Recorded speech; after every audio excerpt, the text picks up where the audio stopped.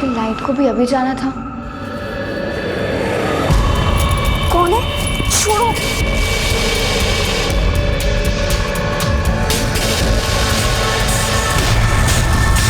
आप काहे इतना कड़वा बोलते हो भैया जी हमेशा? वो क्या है कि ना, रसगुल्ला जो नहीं खाए हैं इसलिए हमसे सीखकर हमें मत सिखाओ। आप हम सबन के गुरु हो। आप ये सब काम हम चलन पे छोड़ दो ना।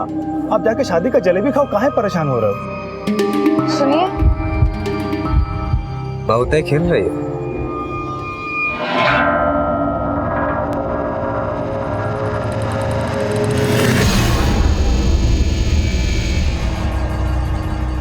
तुम्हें ये सब काम करना जरूरी है का?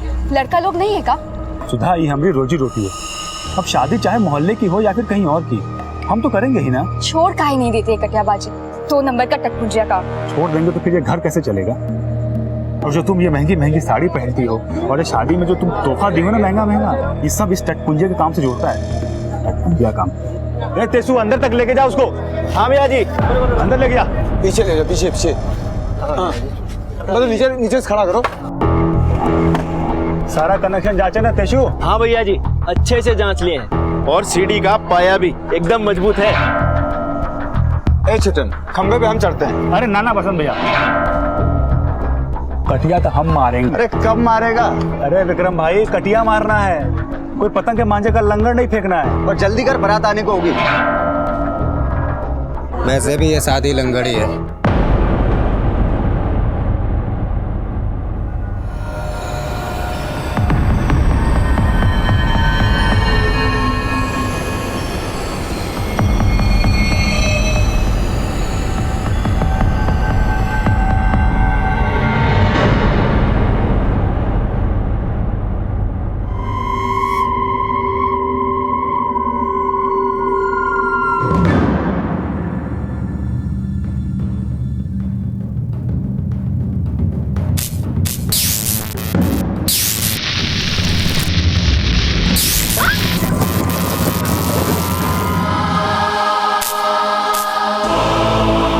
कटियाबाज, आप में से ज्यादातर लोगों ने यह शब्द शायद पहली बार सुना होगा।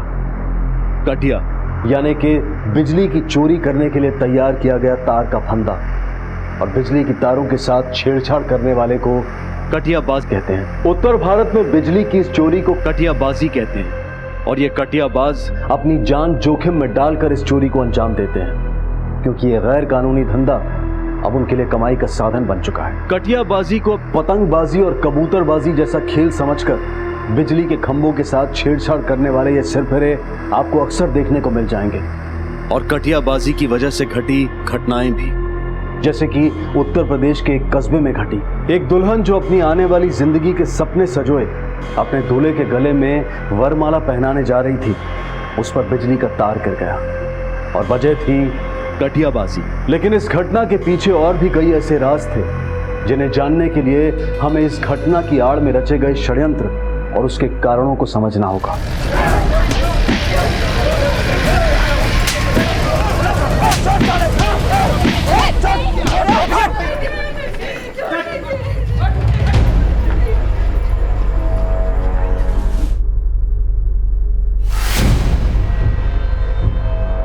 क्या हुआ भैया? मैडम, हमारी बहन की शादी थी, डोली उठने वाली थी मैडम। इस कमीने की वजह से क्या उठनी मैडम? हम कोनो जानबूझ के करंट नहीं दिए, ये बस एक हादसा है मैडम। इसकी बहन पे तार कैसे गिरा? कटिया डाला गया था मैडम, बिजली चोरी हो रही थी यहाँ। तूने कटिया मारा?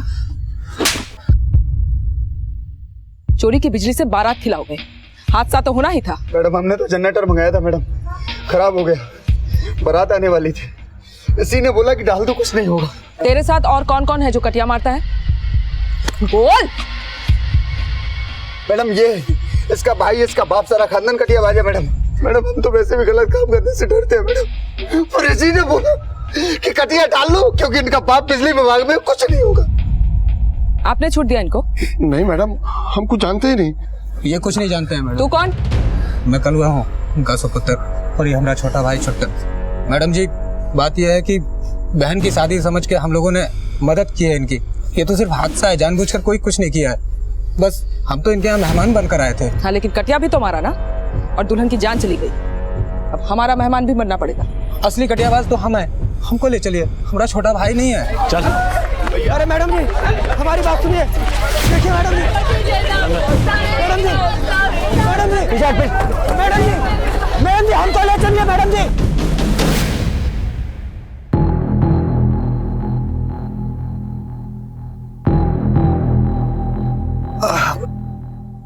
तुम बाप बेटा मिलकर हमारे पति को जेल भिजवा दिए। बहू ऐसा नहीं है, करते हैं हम कोई जुगाड़ उसको छुड़ाने का। क्या जुगाड़ करेंगे? पुलिस किसी की सुनती है क्या? इस धंधे में ये सब लगा रहता है, हम भी तो अपना टांग खोए हैं। इसी बात की तो दुश्मनी निकालते रहते हो।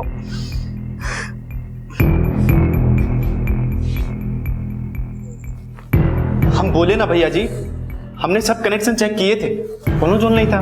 तो फिर ये कांड कैसे हो गया?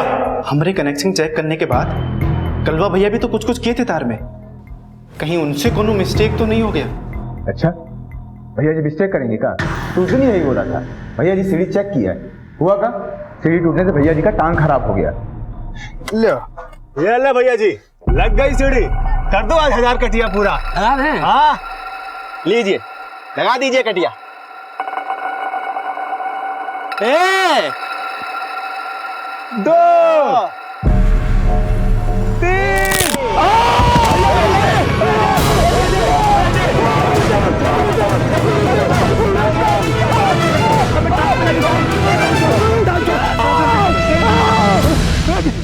हम तो सिर्फ सीढ़ी चेक किए थे, उसको लाए तो आप और छुट्टन भैया जी थे ना। तो तू कहना क्या चाहता है कि हम तोड़े थे वो सीढ़ी? हम ये नहीं बोल रहे हैं भैया जी, हम कह रहे हैं कि जब हम कनेक्शन चेक किए थे तो कोनो जोन नहीं था, उसके बाद का हुआ हमें क्या पता। तो तू ये कहना चाहता है कि वो हादसा तुझे मारने की कोशिश थी, हैं? हाँ मैडम, 2 साल पहले भी हमारे बड़े भैया को किसी ने मारने की कोशिश की थी, और अब हमें। 2 साल पहले? तब पुलिस में शिकायत की थी? नहीं मैडम, ये तो अब हमें लग रहा है कि कोई है जो हम दोनों भाइयों को मार देना चाहता है। तो तेरे ख्याल से वो कौन हो सकता है जो तुम दोनों भाइयों के जान के पीछे पड़ा है? ये तो नहीं मालूम। इन 2 सालों में और कोई जानलेवा हादसा? नहीं मैडम। बेटा, कहानी अच्छी बना लेते हो लेकिन उससे छूट नहीं जाओगे। मैडम, हम कोई कहानी नहीं बना रहे हैं, हमें जो लगा वही हम आपको बता रहे हैं। और हमको क्या लगता पता है?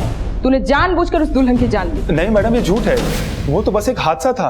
अभी तो बोल रहा था जानलेवा हमला था। हमको कंफ्यूज करेगा, केस घुमाएगा।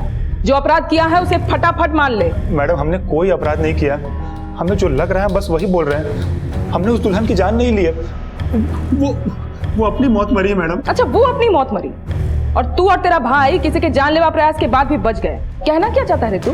वो आदमी जो तुम दोनों भाइयों के जान के पीछे पड़ा था, वो 2 साल से छुट्टी पे चला गया क्या? और तुम दोनों क्या लगता है? मैडम, हमें कुछ नहीं लगता। हाँ मैडम, हम मानते हैं कि हम भैया की मदद करते थे कटिया डालने में, लेकिन इसके अलावा हमें कुछ नहीं लगता है।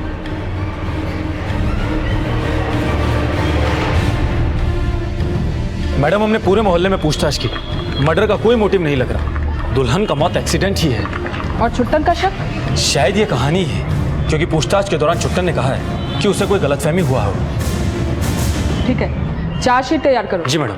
छुट्टन के शक को पुलिस ने तवज्जो तो देनी चाहिए, लेकिन उसके शक की संभावनाओं को तब खारिज कर दिया गया जब पेशी के दौरान उसने इसे अपनी गलतफहमी माना और अपने बयान से पीछे हट गया और दुल्हन की मौत को एक दुर्घटना मानकर छुट्टन, बसंत और तेसू पर बिजली के खंभे के साथ छेड़छाड़ करने और बिजली की चोरी करने की कोशिश का केस बना। छुट्टन को मुख्य अपराधी मानकर 6 महीने और बसंत और तेसू को अपराध में छुट्टन का साथ देने के लिए 3-3 महीने की सजा सुनाई गई। कटियाबाजी की एक और सजा छुट्टन का बड़ा भाई कलुआ भी भुगत रहा था, क्योंकि कटियाबाजी की वजह से ही उसने अपनी एक टांग खो दी थी और उसके साथ हुआ हादसा धीरे धीरे उन छुपे हुए अपराधों पर रोशनी डालने वाला था जिसका सीधा संबंध छुट्टन के उस बयान से था जिस पर वो पेशी के दौरान कायम नहीं रह पाया था।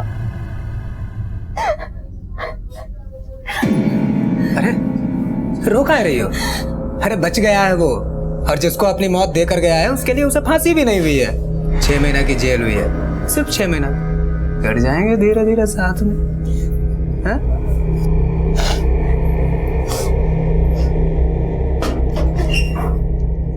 ताली बच्चे को भूख लगा, अभी बिस्कुट खाएंगे, बिस्कुट। हाँ हमारा ताली ये देखो अम्मा बिस्कुट लेके आई, ये लो खाओ खाओ खाओ खाओ, ये लो खाओ खाओ। नेवले को बिस्किट खिलाया जा रहा है। हाँ घर में किसी को बख्शा नहीं है, कम से कम बच्चे को तो बख्श दे। शरबत पिला इसको, गर्मी बढ़ रहा है। वैसे बिजली विभाग वाले का आज छुट्टी दी है। हाँ कमाने तो हम ही जाएंगे, तुम घर में बैठ के मुफ्त की रोटियां तोड़ो बस।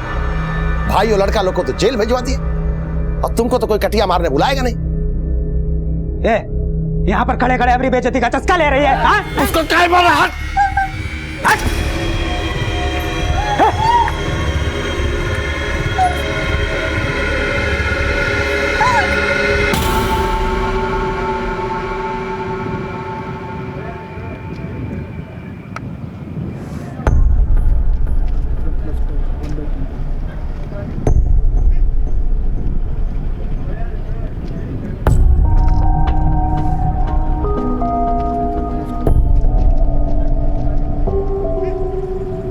कलवा, सुना है तेरे भाई और लड़के लोगों को जेल हो गया है।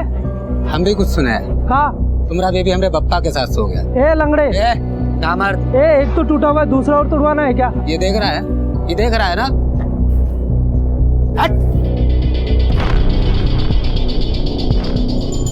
टांग का देख रहे हैं, कटिया कोनो टांग से थोड़ी ना पड़ता है।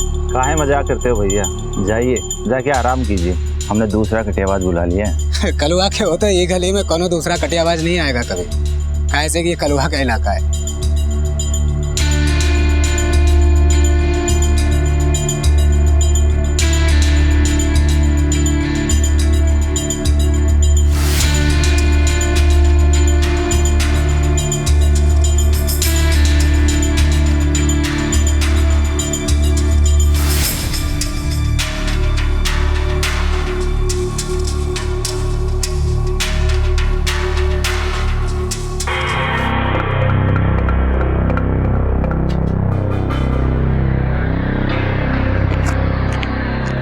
ये ले पैसे।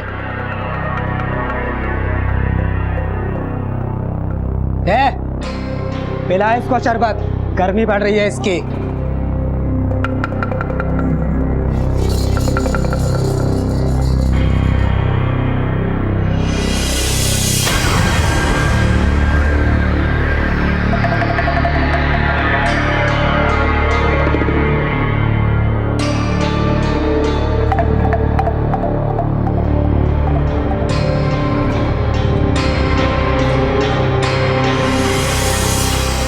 कटियाबाजी को अपनी रोजी रोटी का जरिया बनाने वाले दो भाई आज वो हर सजा भुगत रहे थे जो कटियाबाजी यानी कि बिजली की चोरी करने वालों के लिए एक सबक होना चाहिए। ये वाकया दो भाइयों के बीच पनप रही कड़वाहट का कारण बनकर सामने आने वाला था। दोनों को बस इंतजार था एक दूसरे के सामने आने का, और ये इंतजार अब खत्म होने वाला था। पता है भैया जी, जब मजिस्ट्रेट हम दोनों का 3-3 महीने की सजा सुनाए और छुटकन का 6 महीने की, तो ये तेसू का बोला कि हमारा 3 महीना पसंद भैया को दे दो, नहीं तो कलवा भैया अकेला पड़ जाएंगे। कहा रहे बड़े संटिया गए थे, आँख में शरबत भर लिए का दिखाई नहीं देता। हाँ? छोड़िए ना भैया जी, काहे इतना गुस्सा होते? चल जा दूसरा लेकर आ, मूड खराब कर दिया।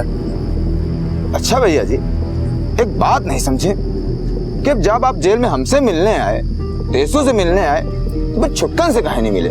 वो का है ना बसंत, हम बड़े भावुक हैं, जेल में उसे हम देख नहीं पाते। अब जब कल आएगा ना वो, तो उसे अच्छे से देखेंगे।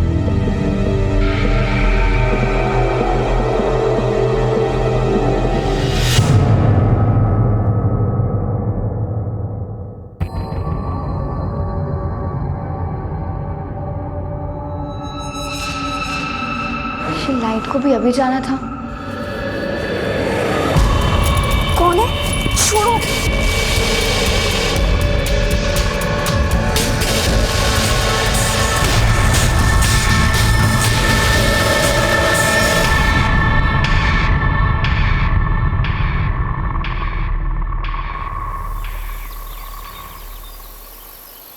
अरे भैया जी, अरे भैया जी देखो कौन आया, छुट्टन।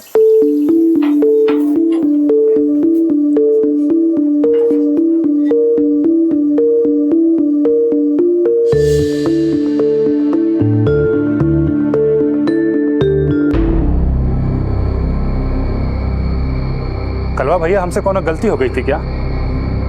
आप हमें जेल में एक बार भी देखने तक नहीं आए। अरे मन में कोनो गलत फहमी पाल के रखे होगा ना। गलत फहमी ना, बहुत कुछ पाल के रखे हैं। हमारे जैसे कटियाबाज की छत्र छाया में पला तू, इन हाथों से तुझे कटिया मारना सिखाया। और तो कैसा कनेक्शन जोड़े तुम? जिस दुल्हनिया की शादी में हम जलेबी खाए, उसी की मौत का वजह बन गए। साले कटियाबाज, साला इस घर से जब तक एक की अर्थी नहीं उठा देंगे, चैन से सोएंगे ना, खून सुखा देंगे सबका। छोड़, हट।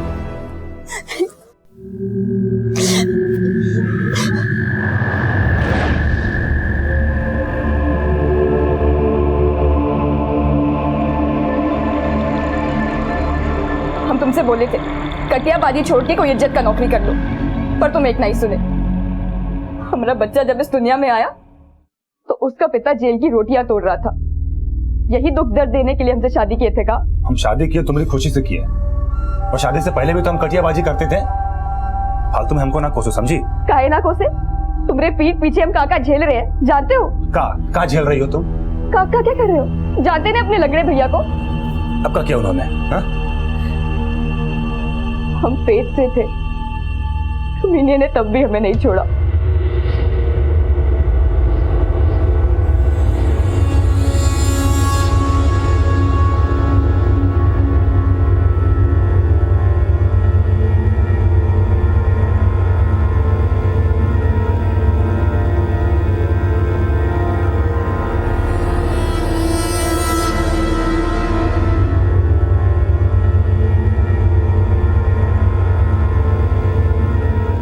गठबंधन का कपड़ा थोड़ी ना है, तुम्हारे शरीर का है। लो, ले भी लो।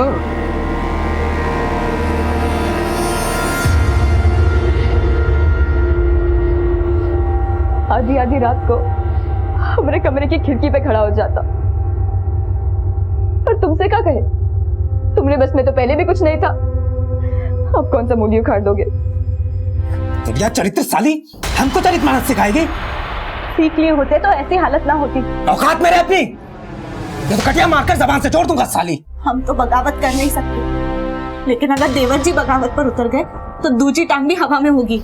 जो हमको बैसाखी पर लाया है ना, जमीन तो उसके पैरों की छिनेगी।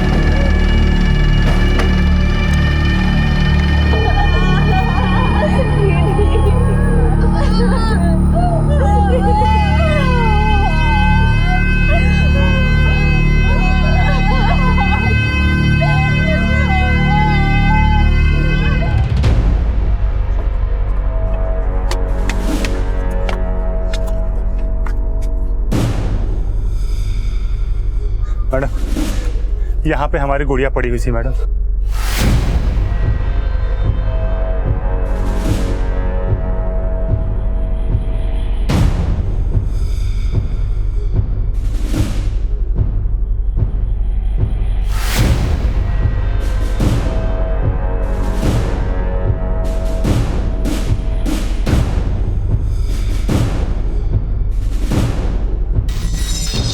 मैडम, देखने से तो ऐसा लग रहा है कि किसी ने जानबूझकर तार को काटा हो। इधर आइए।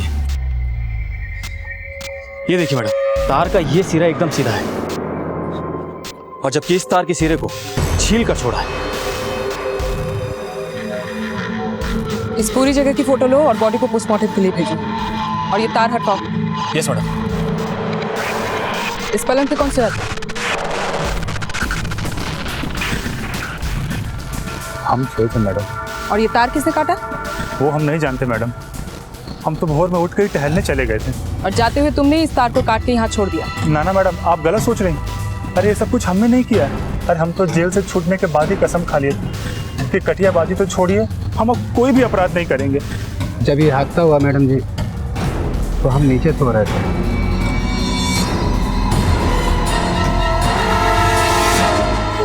बच्ची अकेली छत पर कैसे चली गई? कोई नहीं था इसके आसपास? जब हम पूजा में थे ये खुद से ऊपर चली गई। हम सैर करने गए थे, वापस आए तो पता चला ये। हम अपने मुन्ना को दूध पिला रहे थे कमरे में, तभी ये हुआ। तुम्हारा पति रात को छत पे सोया था, कोई झगड़ा वगड़ा हुआ था क्या? हाँ मैडम, लेकिन मामूली कहा सुनी हुई थी। 6 महीने बाद तुम्हारा पति जेल से लौटा और बीवी बच्चे को छोड़ के छत पे सोने चला गया। मामूली तू मैं या बड़ी बात? मैडम ये हमारा निजी मामला है, इसको इस घटना के साथ मत जोड़िए। हाँ लेकिन तुम्हारी भतीजी मर गई, ये तुम्हारा निजी मामला नहीं है और करंट लगने से मरी है। और जिस तरह चलते करंट में उस तार को काट कर छिल कर उस तरह लटकाया गया वो कोई मामूली इंसान का काम नहीं। और तुम ठहरे कटियाबाज। अब बताओ हम क्या समझे? आप कहना क्या चाहती है? ये अपनी भतीजी की जान काहे लेंगे? हाँ मैडम, हमें तो लगता है कि कोई हमें मारना चाहता था और गलती से मर गई हमारी भतीजी। तो तेरा ये कहना है कि तेरे जाने से पहले वहाँ तार लटकाया गया था और तेरी चमड़ी जो है रबर की बन गई, जो तुझे करंट भी नहीं लगा और तार भी नहीं दिखा? मैडम भोर में बहुत तेज हवा चल रही थी, हो सकता है हमारे उठने से पहले ही वो तार का दिशा बदल गया होगा। और हम तो रात को उठे थे मैडम, हमें तो ध्यान ही नहीं गया तार की तरफ। तू बहुत किस्मत वाला है या फिर बहुत चालाक। तार ने दिशा बदली या तू अंधेरे में तीर मार के हमारा दिशा बदलने की कोशिश कर रहा है? हमें लग रहा है कि कोई हमें मारना चाहता था और मर गई हमारी भतीजी। कौन तुझे मारना चाहता था? मैडम विक्रम। मैडम विक्रम ने कल हमें बहुत पीटा था और यहाँ तक कि वो हमें और हमारे परिवार वालों को जान से मार देने की धमकी भी दे गया। ये सब उसी का किया धरा हो सकता है मैडम। मैम किया क्या? सर सुनिए मैडम, माना हमने, हम गुस्से में थे, उल्टा सीधा निकल गया मुंह से मैडम, लेकिन हमने कुछ किया नहीं मैडम। जान से मारने की धमकी दी थी तुम्हें। साला जब तक एक की अर्थी नहीं उठा देंगे चैन से सोएंगे ना, खून सुखा देंगे सबका। मैडम हमने बताया ना, हम गुस्से में थे और मैडम उसकी वजह से हमारी बहन मरी थी। खार खाया इंसान आपा खो बैठता है मैडम। आपा खोकर मर्डर भी इंसान ही करता है। अरे मैडम अगर ऐसा कुछ करना होता, किसी को मारना होता तो हम छुट्टन को मारते ना मैडम, उस छोटी सी बच्ची को क्यों मारेंगे? हाँ तो हो गया ना क्लियर। तू छुट्टन को मारना चाहता था और मर गई बेचारी बच्ची। क्यों उल्टा सोच रहे हो मैडम? हाँ तो सीधा जवाब तू ही दे दे, मान ले अपना अपराध। अरे मैडम जब कुछ किया ही नहीं तो क्या मान लें? हम क्या आपको अपराधी लगते हैं मैडम? और मैडम ये मर्डर पूरी योजना बना के हुआ है, पहले कटिया डाला फिर करंट छोड़ा। मैडम हम तो बिजली के खंभे को हाथ लगाने से भी डरते हैं, हम क्या कटिया मारेंगे, क्या मर्डर करेंगे मैडम? देखिए इसको तो पूरी योजना का पता है। मैडम ये घटना हमारे मोहल्ले की है मैडम, आस पड़ोस से लोग बागों से जो सुना वो आपको बता दिया। अब इसमें हमारी क्या गलती मैडम? मैडम हमने कुछ भी नहीं किया मैडम। गाड़ी रोकिए,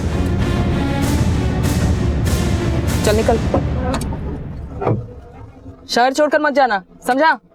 ठीक है मैडम।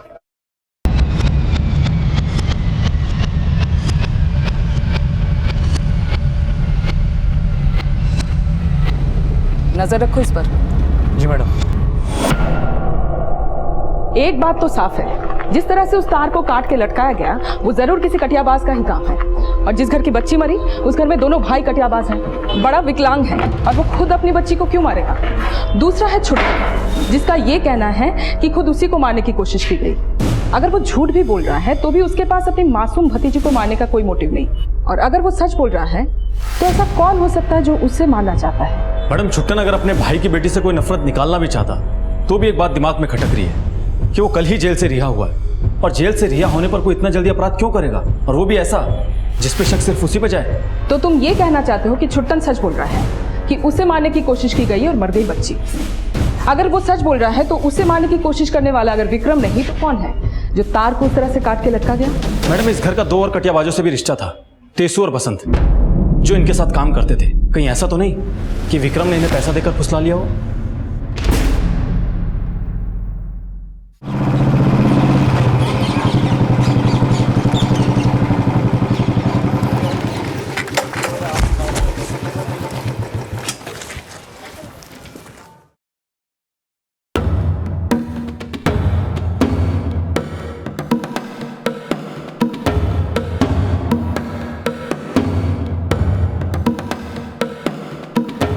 सॉरी।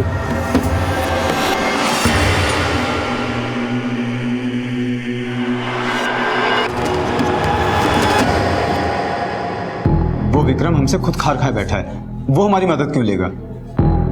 हमसे भैया जी की बेटी को मारने के लिए बोलता तो हम खुद उसका गला पकड़ लेते साहब। ये साजिश छुट्टन को मारने की थी, कलवा की बेटी को नहीं।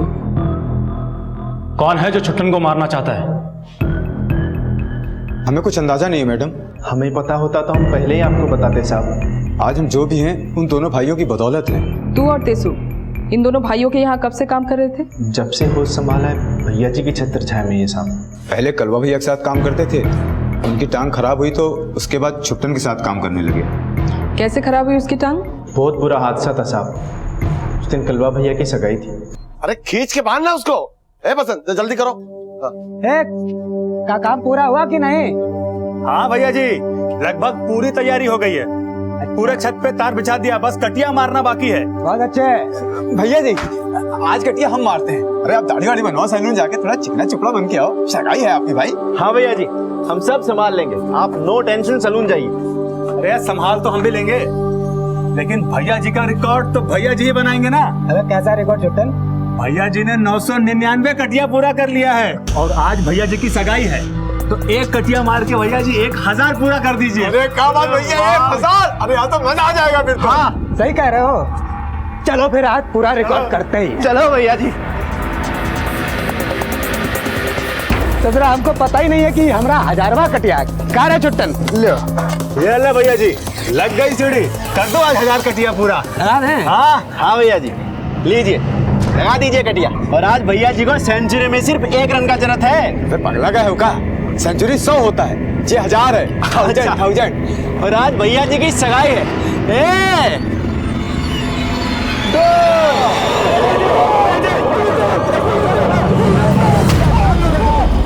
लेकिन उस दुर्घटना के बाद कलवा की सगाई का क्या हुआ? सगाई टूट गया। अरे लड़के वाले कब से इंतजार कर रहे हैं? आपका होने वाला दामाद है ना कलवा, बिजली खंबे से गिर गया।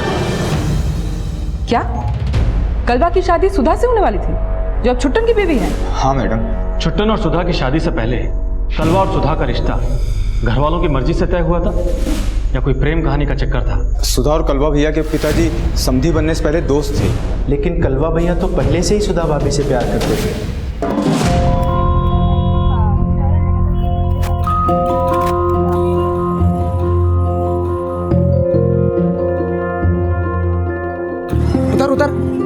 उतरना। हुआ क्या? अबे तुम्हारी भाभी धूप में खड़ी है और तुम लोग साला मौज कर रहे हो। उतरो। कहा भैया जी, लड़की देखी तो हम कहीं भूल गए।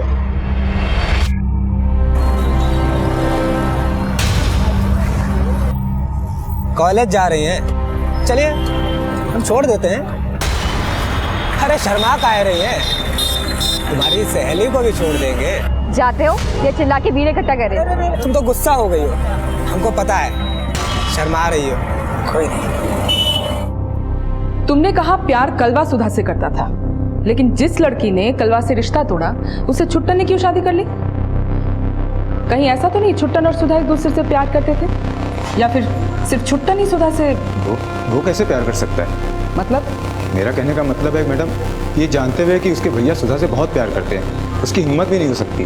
पर शादी करने की हिम्मत कर ली। बात यह है मैडम, ना तो सुधा छुट्टन से प्यार करती थी और ना छुट्टन सुधा से, बल्कि ये शादी तो इनके पिताजी की रजामंदी से हुई है, क्योंकि दोनों दोस्त थे। और उनकी शादी के 4 महीने बाद कलवा भैया की शादी कविता भाभी से हो गई। वो गरीब घर की बेटी थी, इसलिए शादी में कलवा भैया का विकलांग होना कोई अड़चन ना बना। क्या कविता जानती है कलवा पहले सुधा से प्यार करता था? इसके बारे में हमें ज्यादा कुछ नहीं पता। हाँ, हमारी शादी पहले कलवा से होने वाली थी। सगाई से पहले तुम और कलवा एक दूसरे से प्यार करते थे? हमारी तरफ से नहीं था। हाँ, तुम्हारी तरफ से नहीं था, लेकिन कलवा की तरफ से तो था। वो हाथ धो के हमारे पीछे पड़ा था, हम जहाँ जाते हमारा पीछा करता। अरे कॉलेज जा रही हो? हम छोड़ दें? अरे शर्मा कह रही हो? चाहते हो कि चिल्ला के भीड़ इकट्ठा करे? हम उससे तंग आ चुके थे और एक दिन तो उसने हद ही कर दी। ये लो, सुधा बिटिया भी आ गई। भाई हम तो चाहते थे कि 2 से समधी बन जाए, और फिर कलवा और सुधा भी तो एक दूसरे को बहुत पसंद करते हैं, कि सच्ची बात क्या हो सकती है। हम मना नहीं कर पाए, लेकिन जैसे एक दुर्घटना में कलवा की टांग चले गई, पापा ने खुद ही रिश्ता तोड़ दिया। हमें माफ कर दो भाई, लेकिन तुम ही बताओ, हमारी जगह अगर तुम होते तो क्या अपनी बेटी की शादी? बहू तो हम सुधा को ही बनाएंगे रघुनाथ। हम चाहते हैं कि सुधा की शादी छुट्टन से हो जाए। पापा ने तुरंत हाँ कर दी। तुम इस शादी से खुश थे? ये शादी हमने खुशी से नहीं हुआ साहब। हम नहीं चाहते थे कि हम उस लड़की से शादी करें जिससे हमारे भैया प्यार करते थे। फिर किया क्यों? वो हम पापा को मना नहीं कर पाए, लेकिन भैया हम पे बहुत ही गुस्सा हुए। सुधा हमरी है, सुधा हमरी है।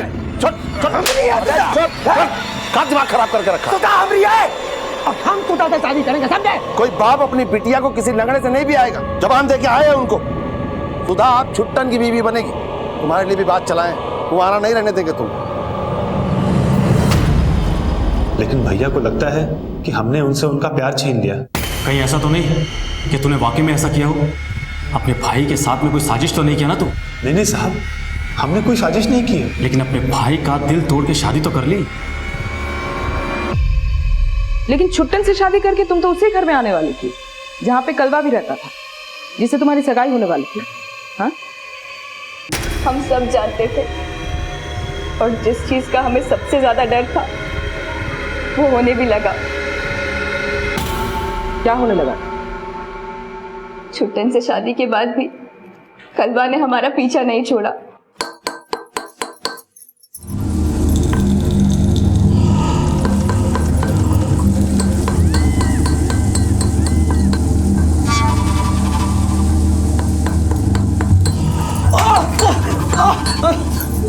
अरे कोई मदद करो। उठिए, ये लीजिए, ये लीजिए। छोड़िए मुझे। हम तो तुमको जिंदगी भर नहीं छोड़ना चाहता, लेकिन क्या करें, तुमने ही हमको छोड़ दिया। छोड़िए।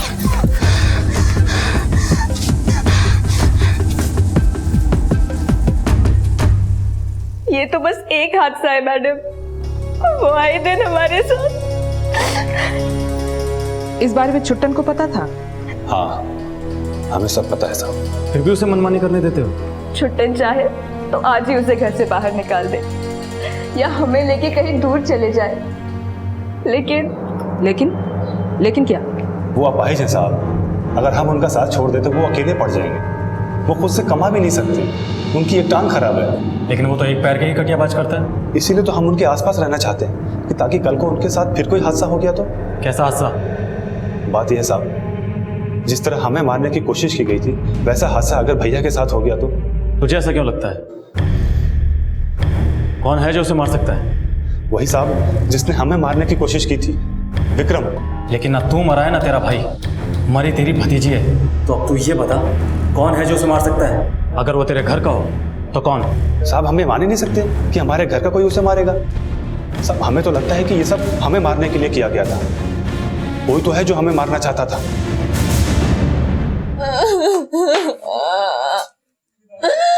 गुड़िया। रोना धोना बंद कर। जिसको मरना था मर गया, अब हमरे कान मत खा। कहीं तुम ही तो नहीं जान ले ली उसकी? तुम्हें तो नफरत थी ना उससे। हम जान ले लिया, हम जान ले लिया।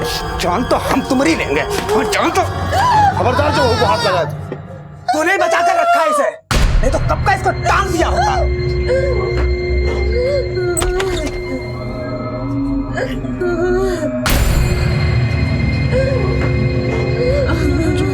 चुप हो जाओ, बहुत चुप हो जाओ, चुप। अगर तुम्हें शक है कि शादी वाली रात कलवा तुम्हें मारना चाहता था, तो हम यकीन से कह सकते हैं छत पे विक्रम नहीं, कलवा तुम्हें मारना चाहता था। उसने पहले विक्रम को उकसाया, विक्रम ने तुम्हें जान से मारने की धमकी दी, और कलवा ने सोचा वो तुम्हें मार देगा तो पूरा शक विक्रम पे जाएगा। सोच क्या रहे हो? चलो पुलिस को सब बता देते हैं। ज्यादा उतावली ना बनो, समझी? पहले हमें ठीक से पता करने दो, तभी हम आगे बढ़ेंगे। लेकिन तुम्हारे पता करने से पहले अगर तुम्हें कुछ हो गया तो? हम अब तक चुप हैं तो इसका ये मतलब नहीं कि हम आगे भी चुप बैठेंगे। लक्ष्मण जी मैडम। 6 महीने पहले जब छुट्टन की गिरफ्तारी हुई थी तो उसने ये बयान दिया था कि कोई उसे मारना चाहता है। कलवा के एक्सीडेंट पर भी उसने यही बोला था कि कलवा को भी कोई मारना चाहता है, लेकिन बाद में वो खुद अपना बयान बदल दिया, उस पर कायम नहीं रहा। कहीं ऐसा तो नहीं कि छुट्टन ने ही सुधा को पाने के लिए कलवा का एक्सीडेंट करवाया, और इस बात का बदला लेने के लिए कलवा ने भी छुट्टन को मारने की कोशिश की 6 महीने पहले, लेकिन छुट्टन ने अपना बयान बदल दिया, उस पर कायम नहीं रहा। क्यों? क्योंकि वो डर गया। उसे लगा इसे कलवा पर हुए हमले की भी बात खुलेगी। उसने 6 महीने के लिए जेल में बिताना बेहतर समझा, पर जब जेल से छूटा और घर वापस आया तो कलवा ने उसे फिर से मारने की कोशिश की, ठीक विक्रम की धमकी के बाद, ताकि शक जो है विक्रम पर जाए, कलवा पर नहीं। छुट्टन तो बच गया, लेकिन मर गई कलवा की खुद की बेटी। इस समीकरण से ये तो साफ है कि ये कलवा ही है जो छुट्टन को मारने की कोशिश कर रहा है। मतलब इस समीकरण की पुष्टि के लिए अब कलवा को धरने का नंबर आ गया। हाँ चलो।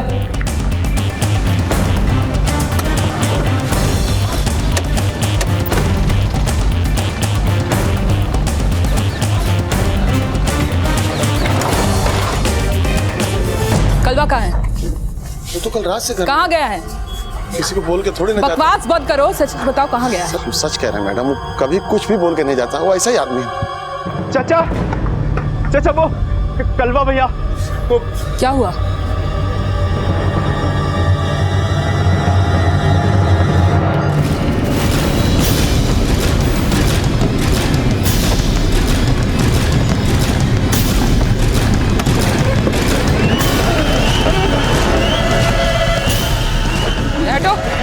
हटिए हटिए, पीछे हटिए।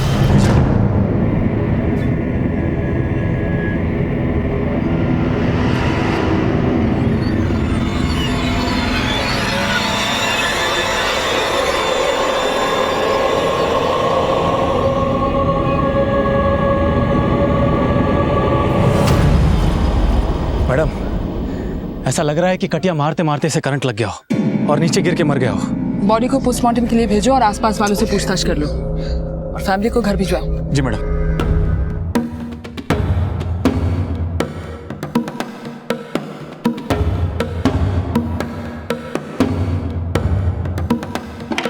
मैडम, हमने आसपास के सभी दुकान वालों और घर वालों से पूछताछ की, लेकिन ऐसा कोई भी सामने नहीं आया है जिसने कलवा को कटिया मारने का काम दिया हो या कटिया मारते हुए देखा हो। मतलब ये सारा कांड जो है वो रात के अंधेरे में हुआ है? हो सकता है मैडम। और मैडम, मैंने कलवा के दोनों लड़कों से ही पूछताछ की। साहब, ये सीढ़ी तो भैया जी की दुकान की ही है, लेकिन कल हम उनके साथ ना थे। हमें पता नहीं साहब कि कलवा भैया को कटिया मारने के लिए किसने कहा था। उन्हें कुछ नहीं पता, या फिर छुट्टन ने उन्हें कुछ बताने से मना किया है, या फिर छुट्टन खुद बगल में छुरी दबाए घूम रहा है।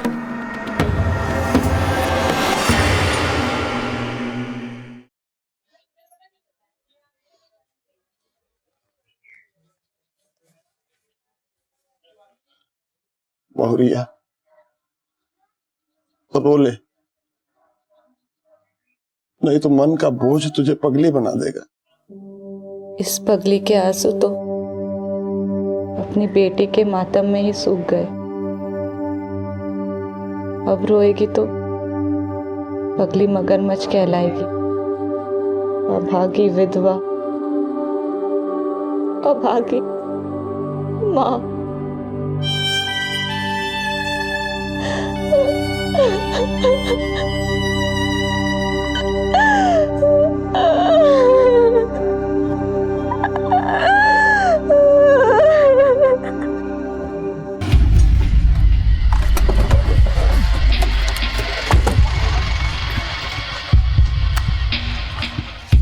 कलवा को आखिरी बार कब देखा था आपने? मैडम कल हम नाइट ड्यूटी पर थे, शाम करीब 4 बजे निकले, तब कलवा घर पर ही था। वापस आए तो वो नहीं था। किसने देखा था आखिरी बार कलवा को? आपने देखा था? आप कुछ बताएंगी कलवा के बारे में? ओ सिंदूर हमरे नाम का, ये ले पुत गया। हमरा तो सब कुछ पूछ चुका, लेकिन जिसका तुम पोत ना पाए उसके वजह से हमारी बच्ची, तुम्हारा बाप भाई सबका दुश्मन बन गए तुम। कभी सोचा है अपनी जिंदगी के एक दुख में अपने पूरी परिवार वालन की खुशियां दांव पर लगा दी तुमने? जो दांव पर लगा होता है ना, तो कभी किसी को दांव पर नहीं लगाता है, सिर्फ घुटता है। हमारी तरह हम सुधा से सच्चा प्यार किए थे, लेकिन तू क्या समझेगी इस कलुआ के दिल का दर्द?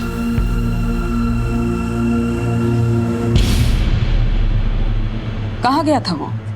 कटिया मारने गया होगा। किसका कटिया मारने गया था? कुछ बोला तुमको? तुमको कुछ पता है कहाँ गया था?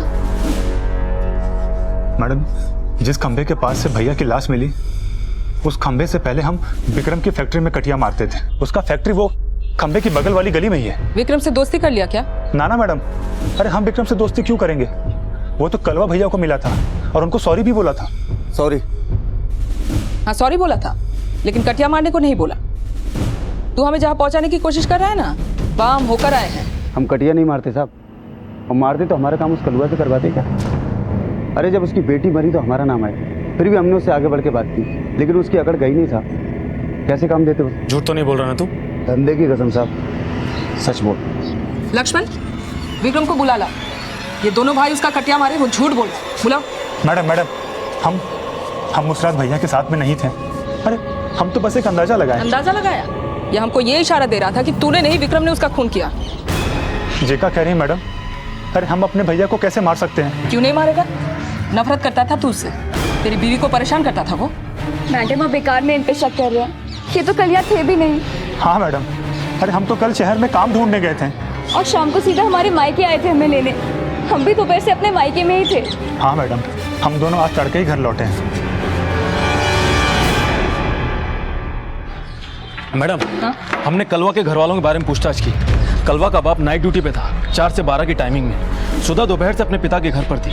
शाम को छुट्टन भी वहां पर पहुंच गया था, और सुधा के पिता ने बताया कि वो अगले दिन सुबह 5 बजे वहां से निकले हैं। इतनी सुबह क्यों निकले? कहीं ऐसा तो नहीं सुधा और छुट्टन को बचाने के लिए कोई साजिश हो? पिछले कुछ दिनों में कलवा और छुट्टन के बीच झगड़ा वगड़ा हुआ था क्या? कलवा का तो रोजाना ही किसी न किसी से झगड़ा होता रहता है। कलवा की मार पिटाई का सबसे ज्यादा शिकार उसकी बीवी कविता होती थी साहब। बेचारी कविता। कलवा को तो उसका एहसान मानना चाहिए कि उसने लंगड़ा होने के बावजूद भी उसके साथ ब्याही। कलवा बहुत ओछा था साहब, उसको बहुत पीटता था। एक बार तो उसको घर से भी बाहर निकाल दिया साहब। चल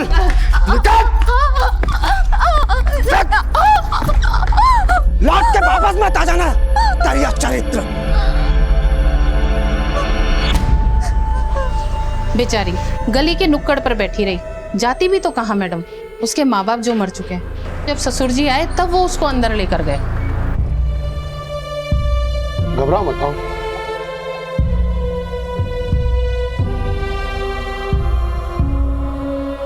कलवा अपनी बीवी पर शक करता था क्या? शायद मैडम, क्योंकि वो अपनी बेटी को अपनी बेटी मानता ही नहीं था। यहाँ तक कि जब वो कलवा की बेटी मरी तो कलवा की आंखों में आंसू तक नहीं देखे हमने। इस बात में कोई संदेह नहीं था कि कलवा के पारिवारिक संबंध बेहद तनावपूर्ण थे, और यह भी सही था कि ना ही वो एक आदर्श पति था, ना ही लायक बेटा, और ना ही अच्छा भाई। माना कि वो सुधा से सच्चा प्यार करने का दावा करता था, लेकिन जिस तरह का व्यवहार वो दूसरों के साथ बरतता था, उससे वो किसी का भी बड़ी आसानी से दुश्मन बन सकता था। लेकिन ये अभी तक साफ नहीं हो पाया था कि वो किसकी दुश्मनी का शिकार बना था। कलवा की लाश मिलने के बाद से ही पुलिस को आभास हो गया था कि कलवा किसी हादसे का शिकार नहीं, बल्कि उसकी हत्या की गई है, और इस बात की जल्द ही पुष्टि भी हो गई। मैडम, कलवा की पोस्टमार्टम रिपोर्ट के मुताबिक कलवा की मौत करंट लगने से नहीं हुई, बल्कि किसी ने गला घोट कर उसे मार डाला, और करंट तो उसे बाद में लगा है। बॉडी पर भी कुछ मामूली से खरोंच के निशान है, लेकिन हड्डी पसली एकदम सही सलामत। मतलब मारने वाले ने ये दिखाने की कोशिश की है कि उसकी मौत कटियाबाजी करते हुई हुई, लेकिन ये नहीं सोचा कि मुर्दा भी अगर 30 फीट ऊंचाई से गिरता है तो उसकी बॉडी भी डैमेज हो सकती है। पर मैडम उसे मारा कहाँ गया होगा? और वो सीढ़ी? मैडम जिस कमरे के पास कलवा की लाश मिली, इन्होंने रात में वहाँ कुछ देखा। बताओ मैडम को। मैडम उस रात काफ़ी देर से मैं ऑफिस से घर आया और जब मैं घर में अंदर जा ही रहा था कि मैंने देखा एक गाड़ी आके खड़ी हुई। कोई लाश देखी थी? नहीं मैडम, मैंने सिर्फ वहाँ पे जीप और एक सीढ़ी देखी थी। गाड़ी का नंबर, चलाने वाले का चेहरा कुछ याद है? मैडम अंधेरा बहुत था जिसकी वजह से मैं कुछ देख नहीं पाया और मैं काफ़ी दूर था। हाँ मैडम, गाड़ी बिजली विभाग की थी। बिजली विभाग?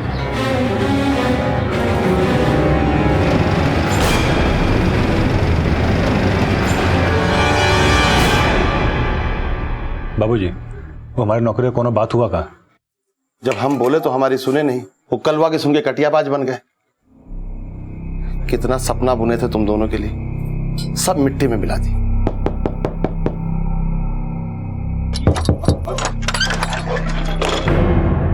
हमने सुना बिजली विभाग की गाड़ी आप ऑफ ड्यूटी घर भी लेकर आते हो? जब नाइट ड्यूटी पे रहते हैं तब। जिस दिन कलवा की लाश मिली उसके पिछले रात भी आपकी नाइट ड्यूटी थी? जी हाँ, लेकिन आप कहना क्या चाहती हैं? यही कि उस रात को भी आप गाड़ी घर लाए थे। हाँ, रात को 2 बजे वो गाड़ी उस खंबे के पास दिखी गई जहाँ कलवा की लाश मिली। ये कैसे हो सकता मैडम? जरूर आपको कोई गलत सूचना मिली। हम तो 12:30 बजे गाड़ी यहाँ घर के पास लाके खड़ा कर दिए थे और फिर सुबह उठ के गाड़ी वापस ऑफिस में छोड़ा है। रात को 12:30 बजे गाड़ी बाहर लगाई और अंदर आके सो गए, तो गाड़ी क्या खुद चल के वहाँ पहुँच गई? कोई तो होगा जो उस गाड़ी को वहाँ तक लेकर गया होगा, आप नहीं तो कोई और सही। नाना मैडम, आप गलत सोच रही हैं। अरे उस रात तो हम अपने ससुराल में थे। हाँ, ये हमने पता कर लिया कि उस रात को तुम अपने ससुराल में थे और अपने ससुर जी को अच्छी तरह पट्टी पढ़ा कर आए हो ताकि वो ये बोले कि तुम दोनों मियाँ बीबी उस दिन सुबह वहाँ से निकले थे। लेकिन निकले थे तुम रात को ही, कलवा की लाश को जो ठिकाने लगानी थी। मैडम, आपको बार बार ऐसा काहे लगता है कि हमने अपने कलवा भैया को मारा है? ये सही कह रहा है मैडम, ये कभी अपने भैया से चिल्ला के बात नहीं किया। हाथ उठाना तो बहुत दूर का बात है। हाँ, तो फिर आप ही बताइए गाड़ी वहाँ तक पहुँची कैसे? यही बात हमारी भी समझ में नहीं आ रहा है। चाबी कहाँ रखते हैं? वहाँ खूंटी पे।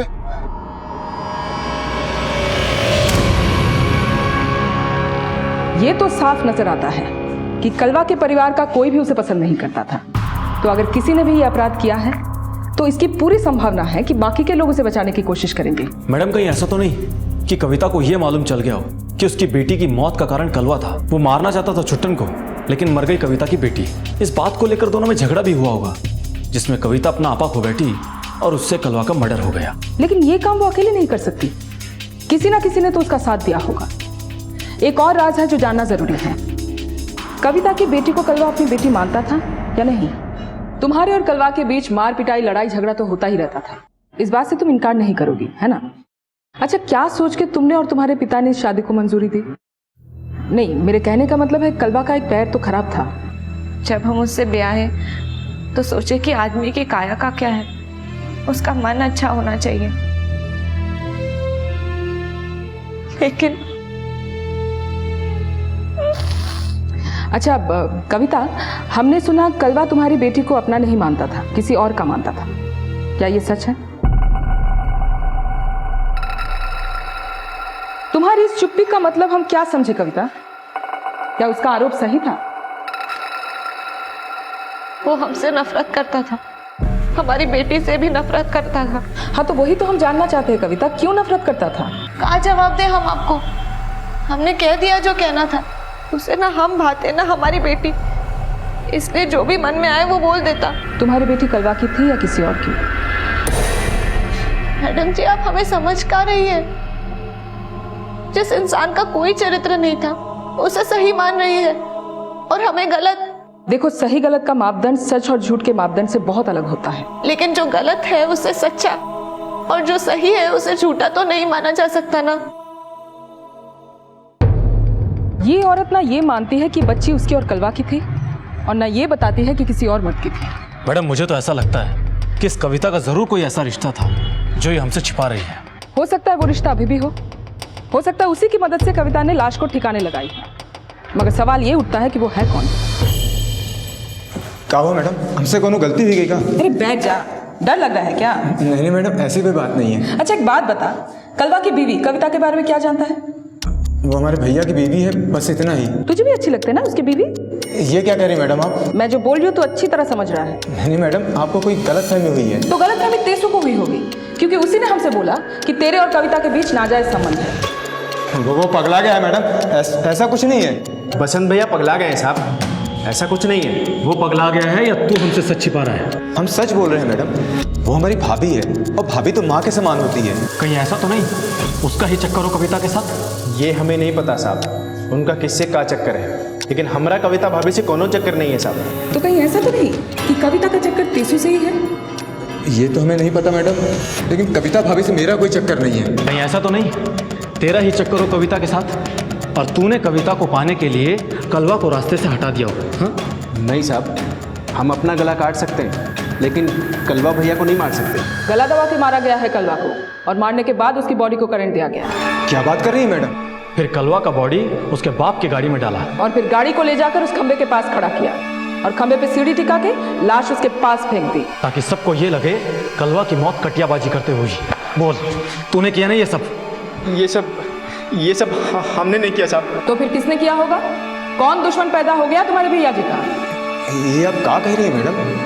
हम तो सोचे थे कि हमारे भैया जी कटिया मारते हुए चल बसे नहीं तेरे भैया जी, हत्या हुई है उनकी। अगर तुम नहीं किए तो तुम्हारी कविता भाभी का कौन देवर उनका गला घोट दिया? क्या हुआ, चुप क्यों हो गया? मैडम आप क्या बोले?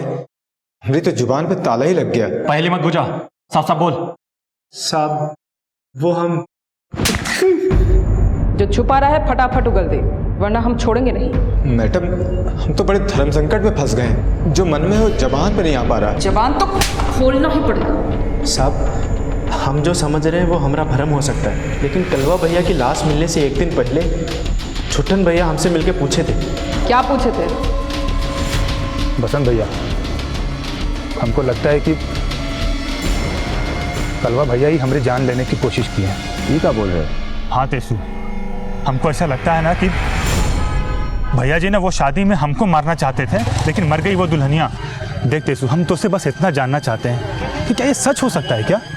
अच्छा, हम जो सोच रहे हैं वो सच है या हमारा भ्रम? आप जो सोच रहे हैं एकदम गलत सोच रहे हैं। कलवा भैया जी आपको मार ही नहीं सकते हैं। हाँ तेसु, हम तो से बस यही सब जानना चाहते थे, लेकिन एक विनती है। कहा भैया जी? तो ये बात तो किसी को नहीं बताएगा कि हमने तुझसे कुछ ऐसा भी कुछ पूछा है, ना ही कलवा भैया को और ना ही वो बसंत भैया को। जी भैया जी। फिर वो चले गए, लेकिन जो छुट्टन भैया के मन में था हमने आपको बता दिया साहब। पहले तो हम छुट्टन से कुछ नहीं बोले, लेकिन उसे जाता देख हमें लगा कि हम उसे सच छिपाकर सही नहीं कर रहे हैं, इसलिए हमने उसे रोका। ए छोटे, हमका तुमको कुछ बताना है। हाँ। देखो कलवा भैया तुमको मना किए थे, लेकिन मुझे लगता है कि तुमको ये बात बताना ठीक रहेगा। कौन सी बात? यही कि कल कलवा भैया हमसे मिले। बसंत, तुमको क्या लगता है का छुट्टन ही हमारी बिटिया का जान लिया है? ये क्या बोल रहे भैया जी? आप तो कह रहे हो विक्रम ने कांड किया। हम बोले थे, लेकिन उस बहन के भैया को हम मार मार के दुखी हो चुके हैं। हमको नहीं लगता है कि उसने हमारी बिटिया को मारा है, कैसे कि वो कटिया थोड़ी ना डाल सकता है। ये बात तो सही है भैया जी, लेकिन छुट्टन का मारेगा अपनी भतीजी को? देखो छुट्टन, तुम्हारी तरह कलवा भैया का भी गलतफहमी हो रही है। हम तो कहते हैं तुम और भैया बैठ के गलतफहमी दूर कर लियो। फिर छुट्टन वहां से चला गया। उसके बाद हमें नहीं पता मैडम कलवा भैया और छुट्टन के बीच क्या हुआ।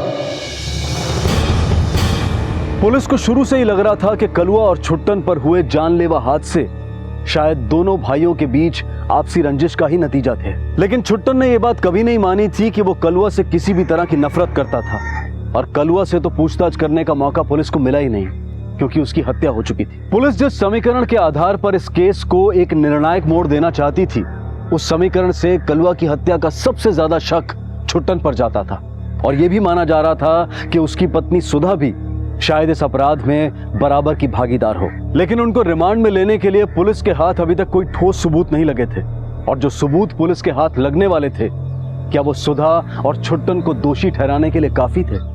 ठीक है मैडम, बिजली विभाग की जिस गाड़ी का भीम सिंह ड्राइवर है, उसकी फॉरेंसिक रिपोर्ट आ गई है। उसकी गाड़ी से जो जला हुआ बाल हमें मिला था, वो कलवा की बॉडी के बाल से मैच हो गया है। मतलब उसी गाड़ी से कलवा की लाश को उस खंबे तक पहुंचाई गई, लेकिन ये काम भीम सिंह नहीं कर सकता। क्योंकि उसके पास अपने बेटे को मारने का कोई मोटिव ही नहीं। लेकिन सुधा और छुट्टन के पास पूरा मोटिव है। छोड़िए मैडम, हमारे छोड़िए हमें, हमने कुछ नहीं किया। मानेंगे, चल पहले थाने छोड़िए हमें। मैडम हमने सच कह रहे हैं, हमने कुछ भी नहीं किया। मैडम हम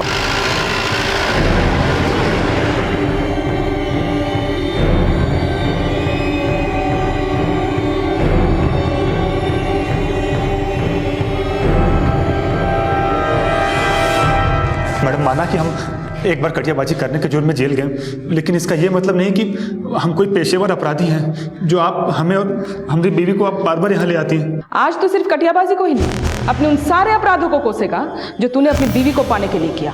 मैडम, हमारे लिए ये कोई अपराध नहीं किए। आपको जो पूछना है मैडम पूछिए, लेकिन आपको मेरा हर जवाब झूठ ही लगेगा। पूरी तैयारी के साथ आए हो, हैं? बिल्कुल वैसी तैयारी जो कलवा के सगाई वाले दिन भी किया था, उसे मारने की कोशिश में। पिछली बार तो वो बच गया, लेकिन इस बार तुम दोनों ने मिलकर उसे मौत के घाट उतार ही दिया। इस इल्जाम को झूठा बोलेगा तो सफाई दे। मैडम सफाई तो सच की दी जाती है, और आप तो हमसे झूठ की सफाई मांग रहे हैं। अब हम क्या बोले इसमें? वो बोल जो छुपाने का ड्रामा कर रहा है तू। तुझे अच्छी तरह पता था कि कलवा ने तुझ पर जानलेवा हमला किया, इसीलिए तूने। नहीं मैडम, हम तो सिर्फ सोचे थे ऐसा। अच्छा, ऐसा सिर्फ सोचे थे? तेरे शक की सुई तो कभी विक्रम पे कभी तीसरे पे अटकती है। हम बताएं क्यों? क्योंकि तू डर गया। तुझे लगा कि अगर कलवा पकड़ा गया तो ये बात भी सामने आएगी कि तूने ही उसे मारने की कोशिश की इस लड़की को पाने के लिए। नहीं मैडम, भैया को सिर्फ गलत फहमी थी, बाकी ये सच नहीं है। ये सच नहीं है तो पहले क्यों नहीं बताया हमको रे?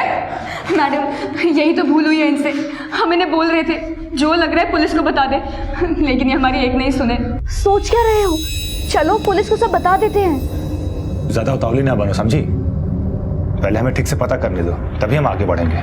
मैडम यही बात कंफर्म करने के लिए हम तेसु और बसंत भैया से भी मिले, तो उनका भी यही कहना था कि हम दोनों भाइयों के बीच में जो ये गलत फहमी है उनका दूर हो जाना ही अच्छा है। गलत फहमी दूर करना था या कुछ और, लेकिन तेरे ही हाथों कलवा का खून हुआ। फिर तुम दोनों इसके मायके चले गए ताकि तुम अपने बचाव में सबूत खड़े कर सको। फिर देर रात घर वापस आया, अपने बाप की गाड़ी की चाबी चुराई, उस गाड़ी में लाश और सीढ़ी डाल के उसको ठिकाने लगाया। नहीं मैडम, ये झूठ है। माना कि हम भैया से मिले थे और ये गलत फहमी दूर करने का कोशिश की है, लेकिन हमने ऐसा कुछ नहीं किया था।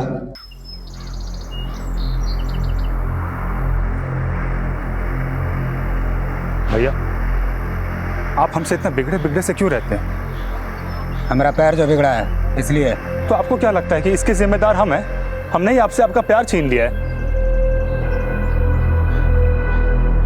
भैया हम अपनी मरी हुई माँ का कसम खा के कहते हैं, हमने कभी आपका बुरा नहीं चाहा, लेकिन अगर आपको ऐसा लगता है तो हम नदी में कूद के अपनी जान दे देंगे, लेकिन आपको अपनी हत्या के जुर्म में हम जेल जाता हुआ नहीं देख पाएंगे।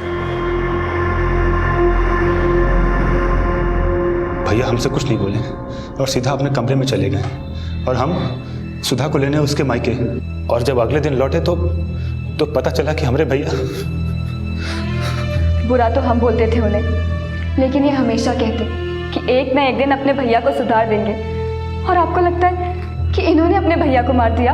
इसने नहीं मारा तो वो कौन हो सकता है? क्योंकि ये साबित हो चुका है कि कलवा की लाश को उसी गाड़ी से ठिकाने लगाया गया है। क्या हुआ? सांप क्यों सूंघ गया? तुम्हारी इस चुप्पी का मतलब हम समझाए? इसी ने कलवा को मारा है और तुम इसका साथ दे रही हो। मैडम, उस घर में कोई और भी है जो कलवा को मार सकता है। कौन? कविता? हाँ, क्योंकि उनको लगता था कि कलवा की वजह से उनकी बच्ची मरी। जिसको मरना था मर गया, अब हमरे कान मत खा। कहीं तुम ही तो नहीं जान ले ली उसकी? तुम्हें तो नफरत थी ना उससे। कविता दीदी जानती थी कि कलवा ने ही उनकी बच्ची को मारा है, क्योंकि वो कलवा की नहीं किसी और की बच्ची थी। तो फिर किसकी बच्ची थी?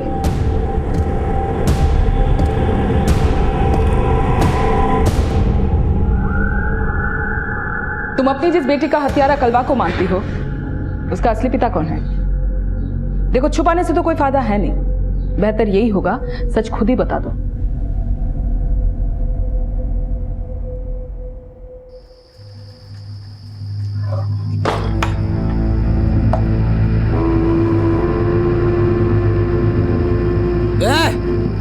तू फिर आ गई? निकल! ये कहीं नहीं जाएगी, यहीं रहेगी। तुझे जाना है तो जा। तू जानता भी है हा? ये क्या चीज है हा? मैंने आज तक इसको छुआ तक नहीं। और ये अपने पेट में बच्चा लेकर फिर रही है। दरिया चले, चल निकल निकल। छोड़ छोड़, कहाँ ना कहीं नहीं जाएगी ये। इसका इस घर के अलावा ना कोई ठिकाना है और ना कोई अपना। तू इसके इतनी पैरवी क्यों कर रहा? हाँ, तूने तो इसके पेट में बच्चा नहीं डाला। हाँ, वो हमारा बच्चा है।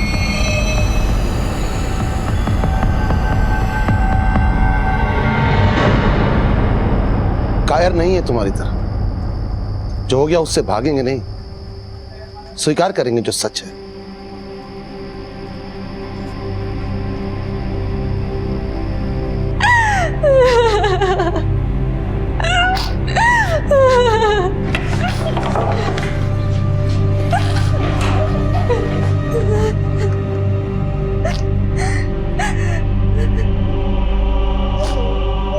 कविता, तुम्हारे ससुर ने मजबूर किया था तुमको ये रिश्ता बनाने के लिए।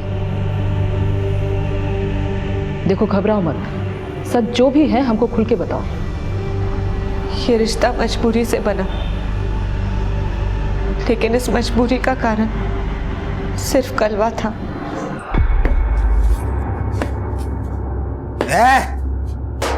इतनी जल्दी सो गई तो हट हट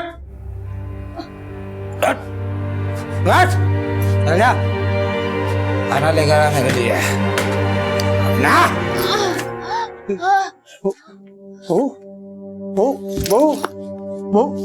उसकी नजर में हमारी औकात एक नौकरानी से भी बदतर थी।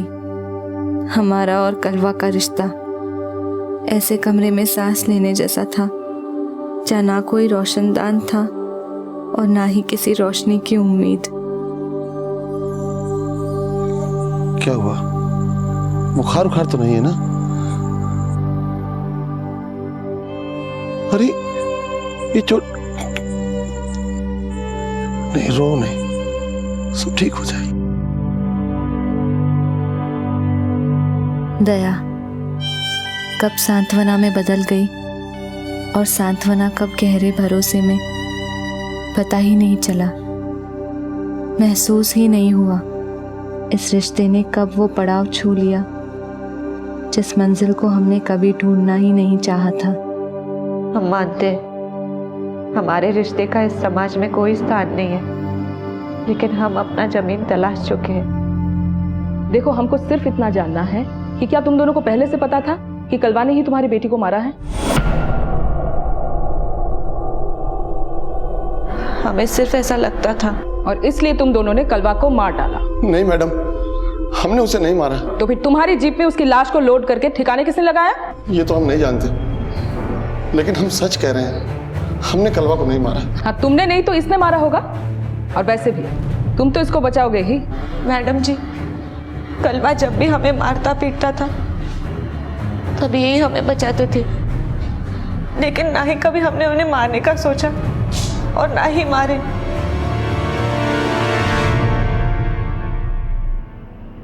हालांकि इन दोनों के पास कलवा को मारने का पूरा मोटिव है, लेकिन ये केस सिर्फ कलवा की हत्या से नहीं जुड़ा। ये केस इस पूरे परिवार पे हो रहे हैं जानलेवा हमलों का वो सिलसिला है जिसकी शुरुआत हुई कलवा पे हुए जानलेवा कोशिश के साथ, कलवा और सुधा की सगाई वाले। यानी मैडम, जब से सुधा इस परिवार का हिस्सा बनने वाली थी, ये हमले तभी से शुरू हुए। बिल्कुल सही कहा। हो ना हो, इन हमलों की वजह सुधा ही है। पुलिस के लिए यह केस किसी घुमावदार पहेली से कम नहीं था और पुलिस के सारे समीकरण सिर्फ मनोवैज्ञानिक अंदाजे थे, जिसमें हत्या की वजह के आधार तो थे, लेकिन अपराधी तक पहुंचने के लिए पर्याप्त सबूत नहीं थे। पुलिस जानती थी कि अपराधी जो नकाब लगाए घूम रहा है उसे बेपर्दा करना इतना आसान नहीं था, लेकिन पुलिस वो सारी कोशिशें करना चाहती थी जिससे अपराधी खुद अपने ही जाल में फंस जाए। हमें तो यकीन ही नहीं हो रहा कि कविता भाभी के साथ मिलकर चाचा जी भैया जी को मार दिए।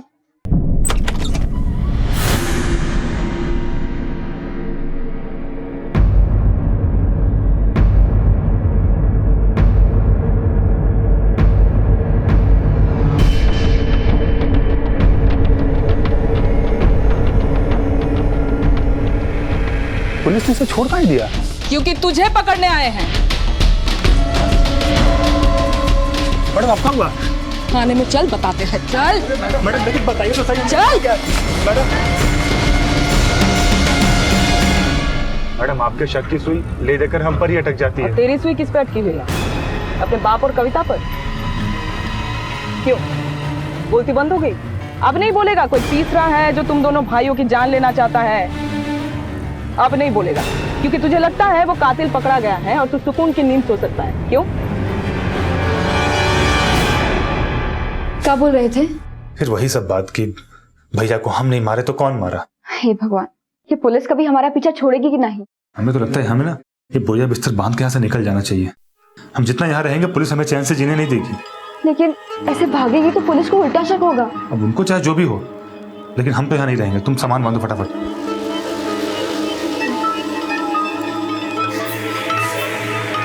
क्या हुआ भैया जी, इतनी सुबह सुबह हमें क्या बुलाया? और ये सामान कहीं जा रहे हो क्या तुम दोनों?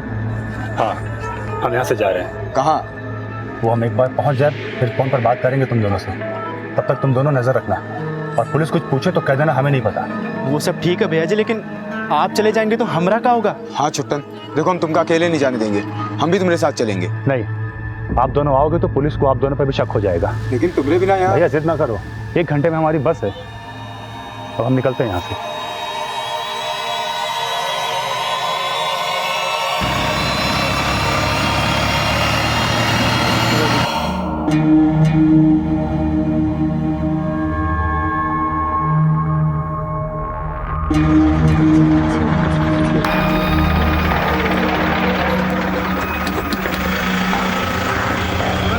अरे बसंत भैया, आप कहाँ जा रहे हो? जहाँ तुम जा रहे हो छुट्टन। हमने मना किया था आपको आने के लिए। भैया वहाँ टेसू है, हम छुट्टन तुम्हारे बिना रह नहीं सकते। हमारा है कौन यहाँ पर? पास के गांव में मेरे चाचा का घर है, हम वहीं चलते हैं।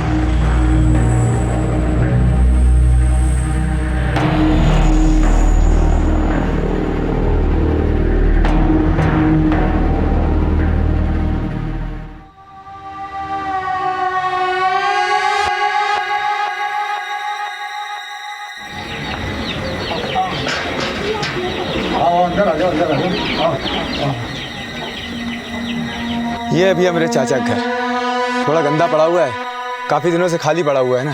कहा है कि चाचा मेरे दिल्ली में रहते हैं।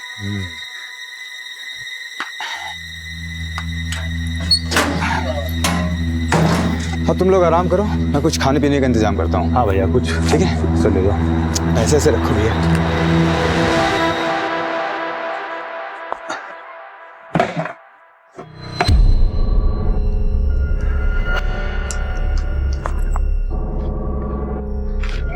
सुनिए, हम जरा नहा के आते हैं।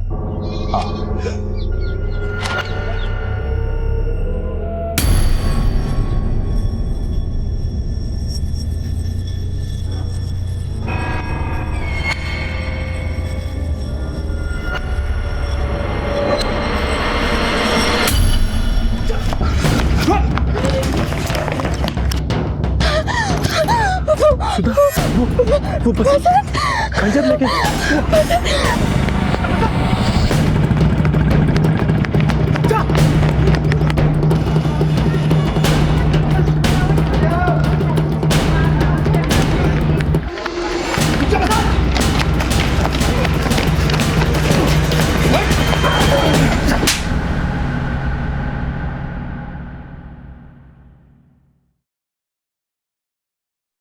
ये केस इस पूरे परिवार पे हो रहे हैं जानलेवा हमलों का वो सिलसिला है जिसकी शुरुआत हुई कलवा पे हुए जानलेवा कोशिश के साथ, कलवा और सुधा की सगाई वाले दिन। यानी मैडम, जब से सुधा इस परिवार का हिस्सा बनने वाली थी, ये हमले तभी से शुरू हुए। बिल्कुल सही कहा, हो ना हो इन हमलों की वजह सुधा ही है। मैडम, आपके शक की सुई ले देकर हम पर ही अटक जाती है। एक बात बता, याद करके बता, कलवा और सुधा की सगाई वाले दिन जैसा हादसा हुआ था वैसा कोई हादसा तेरी शादी वाले दिन हुआ था जो टल गया बाद में? हाँ मैडम, याद आया। उस दिन हमने एक कार भाड़े पे ली थी और हम सैलून के लिए जा रहे थे कि तब तक गाड़ी का ब्रेक फेल हो गया। हम तो चलती गाड़ी से कूदकर अपनी जान बचा लिए। अच्छा, उस गाड़ी के आसपास किसी को देखा था? हाँ मैडम, बसंत था, उसके पास ही उस गाड़ी की चाबी थी। बसंत? अच्छा सुन, अगर बचना चाहता है तो हम जैसा बोलेंगे तू वैसा ही करता जाएगा। अब बोल, क्यों किया ये सब? बोल। मैडम, हमने जो भी किया अपने प्यार के लिए किया, अपनी सुधा के लिए किया। सुधा को हम बहुत प्यार करते थे, उसे अपना बनाना चाहते थे। सुधा सिर्फ मेरी है, लेकिन वो कलवा हमारे रास्ते में आ गया।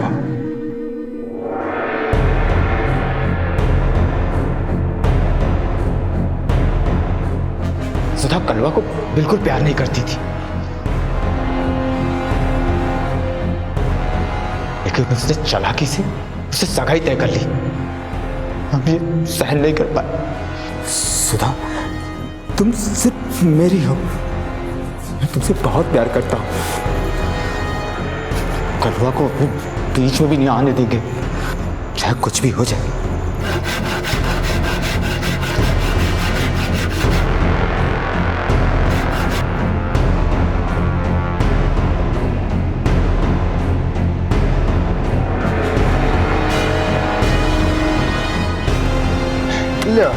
ये ले भैया जी, लग गई सीढ़ी। कर दो आज 1000 कटिया पूरा। हाँ।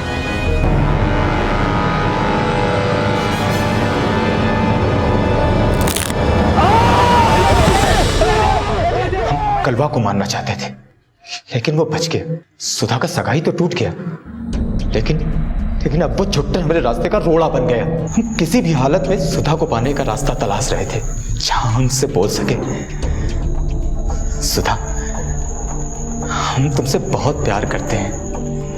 लेकिन छुट्टन को जान से मारने की सारी कोशिशें नाकाम रही। छुट्टन की शादी वाले दिन हमने गाड़ी का ब्रेक फेल कर दिया था, लेकिन वो बच गया। हमारी किस्मत हमको बार बार धोखा दे रही थी, और जब छुट्टन और सुधा का शादी हो गया तो हम सोचे अभी भी सुधा का विधवा करके हम अपना बना सकते हैं। बस अपने मकसद को पूरा करने के लिए हम कलवा के घाव पूरे देने लगे। भैया जी, ये बात बोलना ठीक तो नहीं है, लेकिन बोले बगैर रह भी नहीं पा रहे। क्या है बसंत, बोलना। हमने धीरे धीरे कलवा के कान भरने शुरू कर दिए और कलवा को यकीन दिला दिया कि छुट्टन ने सुधा को पाने के लिए उसको जान से मारने की कोशिश की थी। वो बहकने लगा और विक्रम की बहन की शादी वाले दिन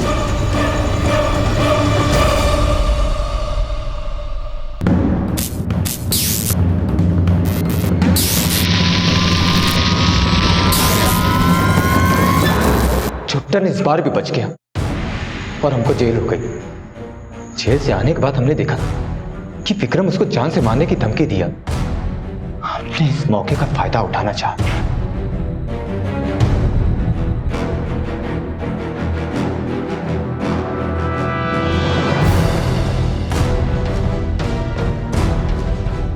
छुट्टन इस बार भी बच गया और कलवा की बेटी मर गई। तो इस बार कलवा को नहीं पता था कि तूने छुट्टन को मारने की कोशिश की? हाँ मैडम, लेकिन जब कलवा की बेटी मरी तो हम सोचे कि काहे ना कलवा को यह कह के भड़काएं कि छुट्टन ने उसकी बेटी को मारा है। भैया जी, छुट्टन हमसे जेल में बोला था, उसे आप पे शक हो गया था कि आपने ही उसे मारने की कोशिश की है, इसीलिए उसने आपसे बदला लिया आपकी बिटिया का मार के।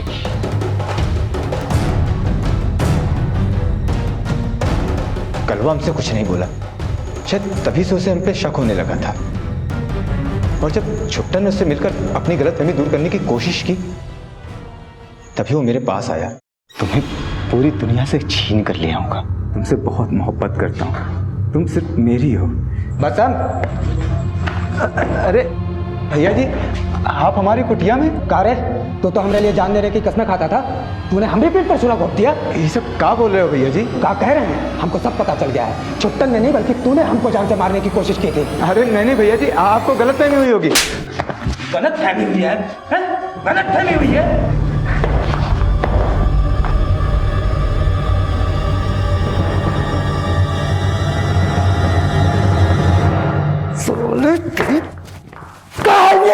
साला दो कौड़ी का हमरे सुधा पर हाथ गड़ा के बैठा हुआ था, हैं?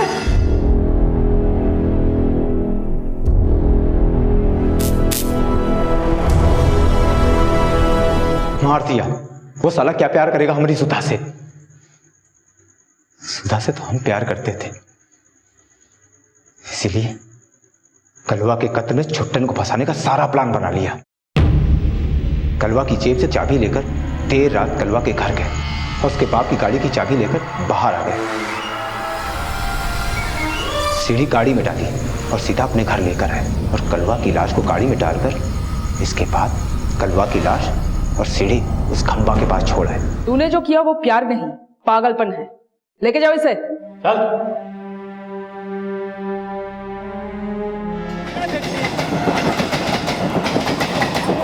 तेरे को मैं समझा रहा हूँ।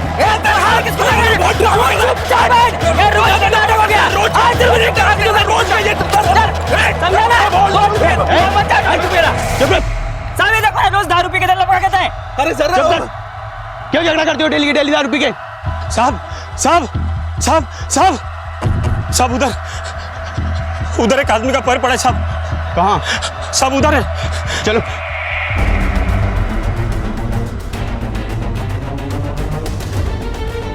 किसने देखा था? सर इसने। साहब इधर मारामारी चल रही थी, वो देखने के लिए मैं इधर से आ रहा था।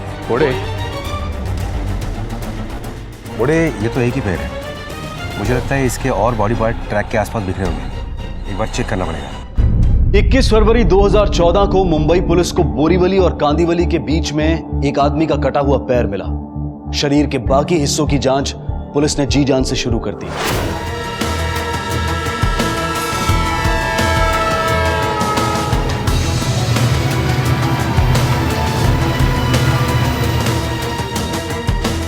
बोरीवली से विरार के अलग अलग स्टेशंस के बीच ट्रैक के पास शरीर के बाकी हिस्से मिले सिवाय सर के। जिसने भी ये कत्ल किया था उसने पूरी कोशिश की थी कि इस आदमी की शिनाख्त ना हो पाए और इसीलिए उसने उसके शरीर के टुकड़े करके अलग अलग जगह फेंक दिए थे। पुलिस के लिए एक बिना चेहरे की लाश एक मुश्किल, एक पहेली हल करने के बराबर थी। आखिर कौन था यह आदमी जिसको इतनी बेरहमी से मारा गया था और क्यों? किस कदर उस इंसान को इससे नफरत रही होगी जिसने उसे मारा? या शायद वो दिमागी रूप से बीमार होगा। वो जो भी था बहुत शातिर था, लेकिन पुलिस ने भी हार नहीं मानी और वो अपनी छानबीन में जुट गई। सर नंबर है CKR 00114201। इंस्पेक्टर, ये जॉइंट सर्जरी 4 दिसंबर 2011 की है और पेशेंट का नाम है मिस्टर संतोष सातोस्कर। डॉक्टर, क्या मुझे संतोष सातोस्कर का एड्रेस मिल सकता है? बिल्कुल मिल सकता है, बस उसके लिए आपको रिसेप्शन जाना पड़ेगा। Okay, thank you doctor.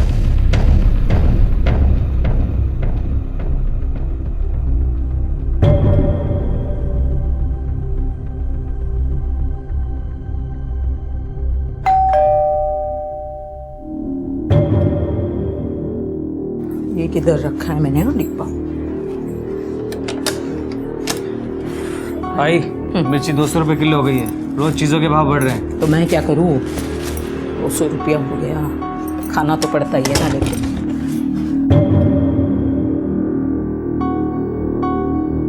जरा सब्जी देखना गा। आई जल्दी करना, मुझे कॉलेज के लिए देर हो रही है। देख, मुझे 2 ही हाथ है, समझा ना? 2 हाथों से जितना हो सकता है उतना जल्दी ही कर रही हूँ। आई सुनना। हाँ काय रे? ले ये चेक साइन करके दे। और सुन, वो अपने 3-4 कस्टमर्स है ना, उन्होंने डब्बा कैंसिल करने को बोला है। क्यों? तू रोज एक ही भाजी भेज देती है उनको। अरे दूधी खा के थक गए वो लोग। अभी तूने ही बताया ना मुझे, मिर्ची का भाव क्या हो गया? 200 रुपया किलो। हम उनसे जितना पैसा ले रहे हैं ना, उतने में यही परवड़ता है क्या? मेरे ताट में से उनको खाना खिलाऊं क्या? चल ले ले, पकड़। आई सुन ना, मेरे पास ना बिजनेस के लिए मस्त आइडिया है। ये देख, तो बिजनेस का जो आइडिया है ना तेरे दिमाग से निकाल दे। अभी तेरी उम्र नहीं है, तो सिर्फ पढ़ाई पे ध्यान दे, समझा? कीर्ती याला डबे देत गा भरून। लगेचच काहीतरी डोक्यात शिरत राहतं। संभाल। हमें एक आज तेरा खर्चे का। आई संभाल के जा। चल चल चल, बहुत काम। क्या ये संतोष सातोस्कर का घर है? आई क्या रे?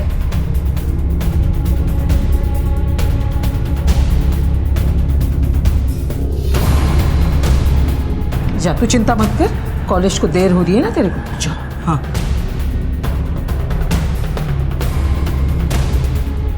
आपके लिए एक बुरी खबर है, हमें संतोष सातोस्कर की लाश मिली।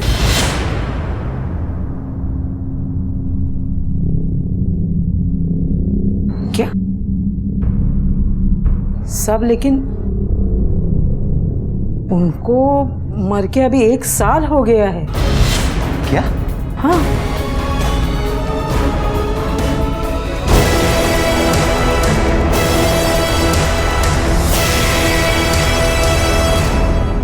ऐसा कैसे हो सकता है बोर्डे कि एक आदमी 2 बार मरे? आपने रिप्लेसमेंट नंबर तो ठीक से दिया था ना? हो सकता है कि रिप्लेसमेंट नंबर की वजह से ये गलत जानकारी मिली हो। फिर से एक बार चेक करो। डॉक्टर चौहान, ये संतोष सातोष सर की सर्जरी किसने और कब की थी? इनकी सर्जरी मैंने की थी, लेकिन काफ़ी टाइम बीत गया इसलिए कुछ क्लियरली याद नहीं है। सर मुझे लगता है ये सातोस्कर फैमिली झूठ बोल रही है। सर ये कैसे मुमकिन है कि संतोष सातोस्कर 1 साल पहले मरा है और हमारे रिकॉर्ड के हिसाब से 15 दिन पहले फिर से मर गया? ये संतोष सातोस्कर का सर मिलता तो पहचान आसानी से हो जाती, लेकिन बोर्डे कुछ ना कुछ तो करना ही पड़ेगा ये सातोस्कर फैमिली का झूठ पकड़ने के लिए, ताकि ये साबित हो सके कि लाश वाकई संतोष सातोस्कर की ही है। एक काम करो बोर्डे।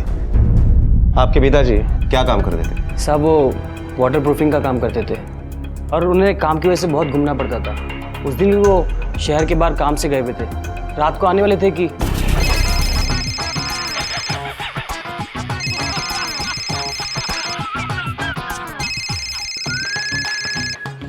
हेलो। हाँ जी साहब। हाँ जी, आवाज़ नहीं आ रही। हाँ जी, 1 मिनट। हाँ, मैं ही अथर्व बोल रहा हूँ।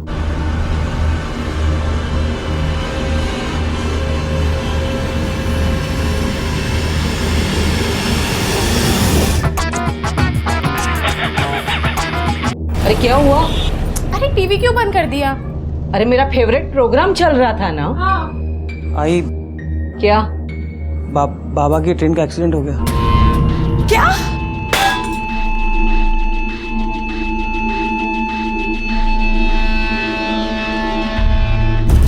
और 2 दिन बाद में हमें उनकी लाश मिली और यही पास में शमशान में हमने उनका अंतिम संस्कार किया साहब। ये तुम्हें कैसे पता चला कि वो लाश तुम्हारे पिताजी यानी संतोष सातोस्कर की ही है? साहब लाश बहुत ज़्यादा जल चुकी थी। रेलवे ने बर्थ के रिकॉर्ड से सबकी पहचान की थी और बाबा की सीट पे ही उनकी लाश मिली थी। तुम्हारे पास उनका डेथ सर्टिफिकेट तो होगा ही ना? जी हाँ सर। उसकी एक कॉपी और संतोष सातोस्कर का एक फोटो हमें चाहिए। लाता हूँ सर। साहब मैंने आपको पहले ही बताया ना, उनको गए हुए 1 साल हो गया अभी, और अभी आज आप पूछताछ कर रहे हैं। वो तो मैंने पिछली बार भी सुना था। क्या जमाना आ गया, गड़े हुए मुर्दों की भी छानबीन करती है पुलिस आजकल।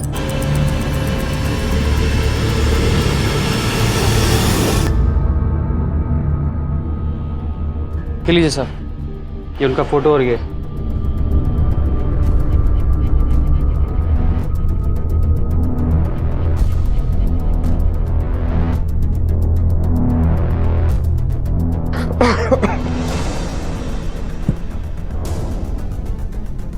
लगी तो नहीं? नहीं सर।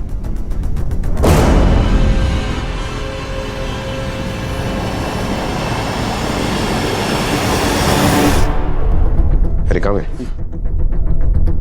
ये अथर्व के सिर का बाल है, डीएनए टेस्ट के लिए भेज देना। पिछले साल ही संतोष की मौत हुई ट्रेन एक्सीडेंट में। साहब बड़ी हिम्मत वाली औरत है अलका। आदमी के जाने के बाद बड़ी मेहनत से डब्बे का बिजनेस जमाया उसने। अभी देखो ना, आजू बाजू में जितनी भी कंपनी है, ऑफिस है, उधर इसी का डिब्बा जाता है। मालूम नहीं इंश्योरेंस का कितना पैसा मिला है, मगर इतना मालूम है कि इंश्योरेंस का मोटा पैसा मिला है। पैसा तो साहब झगड़ा भी खड़ा करता है ना। रोज दोनों भाइयों में इंश्योरेंस के पैसे की वजह से झगड़ा होता था, मारामारी होती थी। एक दिन तो अलका जी को बीच बचाव करना पड़ा। मुझे मेरा हिस्सा चाहिए। और कितने दिन शुरू में कि डब्बे वाली क्या औलाद दूं? किधर से लाऊं हिस्सा? पैसा होगा तो होगा ना हिस्सा। ये शेरनी मत लगा तू। इंश्योरेंस के पैसे में मेरा भी हक है, मुझे भी अपना बिजनेस खड़ा करना है। बोला ना पैसा नहीं है, समझता नहीं तेरे को? जा ले जिसके पास बड़ा हिस्सा। मुझे पता है सारा पैसा तू ही हड़पना चाहता है। बताऊं तुझको मैं? तू मत बता मेरे को। ए अथर्वा, क्या रे? अरे क्या चल रहा है? कुछ शर्म है तुझे? बड़ा भाई होके छोटे पे हाथ उठाता है। तू जा उसको लेके जा अंदर। अरे जा तू रे। तुझे इतना जल्दी बड़ा होने का है? किसी ने कुछ बोला क्या तुझे? तो तू इतना क्या है? आप लोगों का क्या है? किसी के घर में कुछ हो जाए तो आ गए अपने झांकने। जाओ जाओ, यहाँ क्या सर्कस चालू है क्या? सर हमने रेलवे में और पड़ोसियों से पूछताछ की तो यही बात पता चली कि वाकई में संतोष सातोस्कर 1 साल पहले ही गुजर चुका है। डेथ सर्टिफिकेट भी झूठा नहीं है। और एक बात पता चली है सर, संतोष सातोस्कर का 25 लाख का इंश्योरेंस था जो क्लेम में उसके फैमिली को मिला और रेलवे की तरफ से एडिशनल 5 लाख रुपए भी मिले। इन्हीं 30 लाख रुपए की वजह से उसके बेटों में काफी झगड़ा हुआ करता था। इसके अलावा किसी के ऊपर शक करने की कोई वजह नहीं है। नहीं, लेकिन बोर्डे इंश्योरेंस का पैसा मिलना या उसके लिए झगड़ा होना कोई इतनी बड़ी बात नहीं है कि जिसके लिए हम किसी को उठा सकें या फिर सस्पेक्ट बना सकें। और अभी तक ये भी साबित नहीं हुआ है कि वो लाश वाकई में संतोष सातोस्कर की ही है। सर आरनाला बीच पे एक आदमी का कटा हुआ सर मिला है।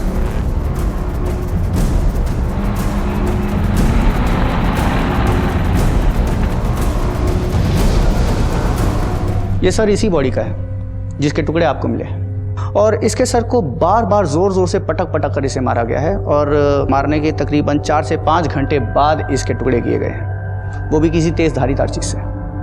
अगर वो डेड बॉडी संतोष सातोस्कर की ही थी तो वो 1 साल पहले कैसे मर चुका था?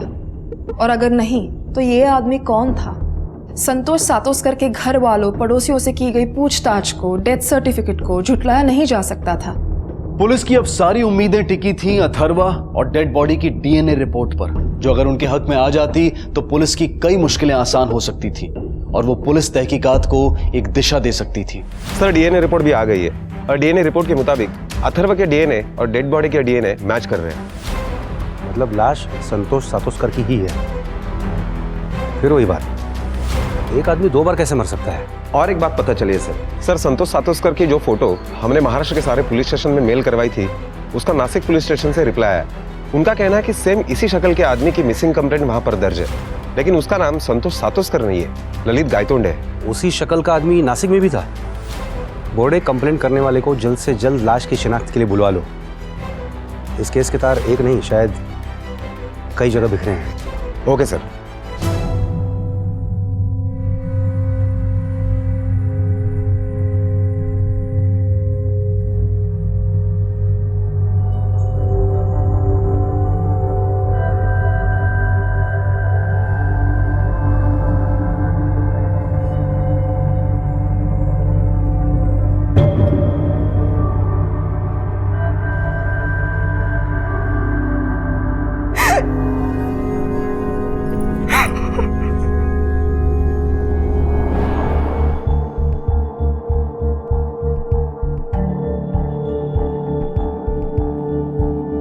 साहब, ललित मेरे पति थे।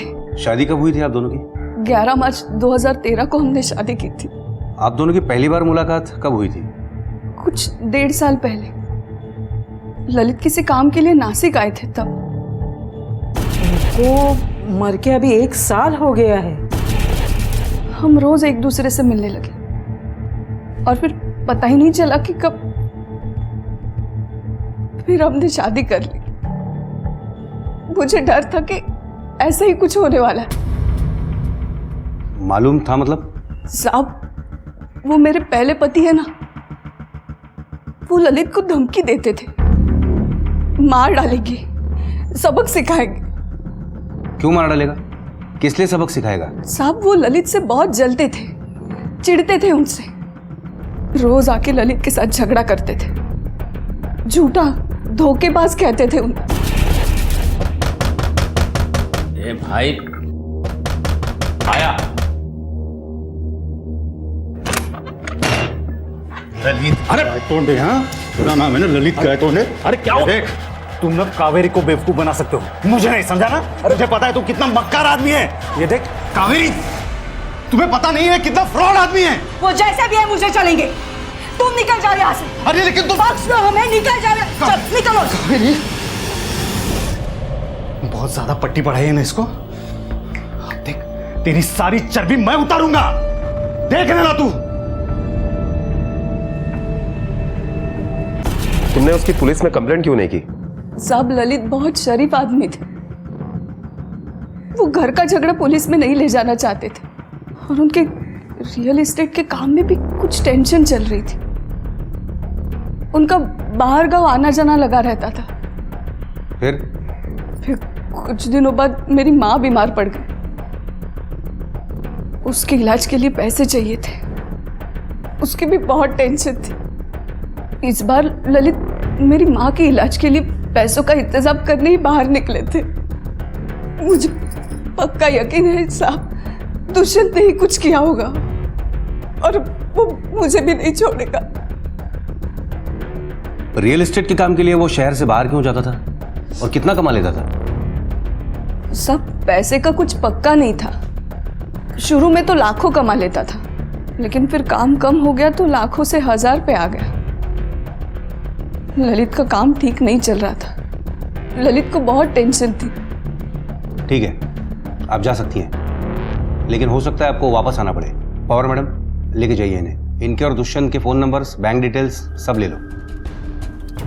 एक आदमी जो 1 साल पहले मर चुका है, नासिक में कावेरी के साथ 1 साल से रह रहा था। फिर पुलिस को उसकी लाश टुकड़ों में मिलती है, जिसे कुछ 15 दिन पहले मारा गया है। एक आदमी जिसकी 2 बीवियां, 25 लाख की इंश्योरेंस की रकम, दूसरी बीवी का पहला पति जो ये सब बर्दाश्त नहीं कर सकता। बोर्डे, इस केस में कुछ नहीं, बहुत कुछ खुलना बाकी है। एक काम करो, तुम यहाँ रहकर संतोष सातोस्कर की असलियत पता करो और मैं नासिक जाकर दुष्यंत और ललित की खबर निकालता हूँ।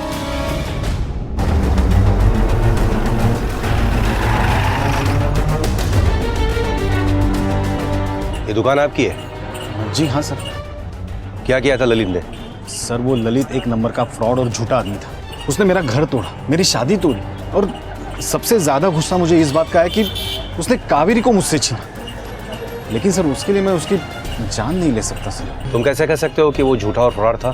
सर देखिए ना, अभी वो अपने आप को स्टेट एजेंट कहलाता, लेकिन ये एरिया में उसके नाम पे एक भी एग्रीमेंट नहीं है। यहाँ तक कि उसके नाम पे रेंट एग्रीमेंट भी नहीं है।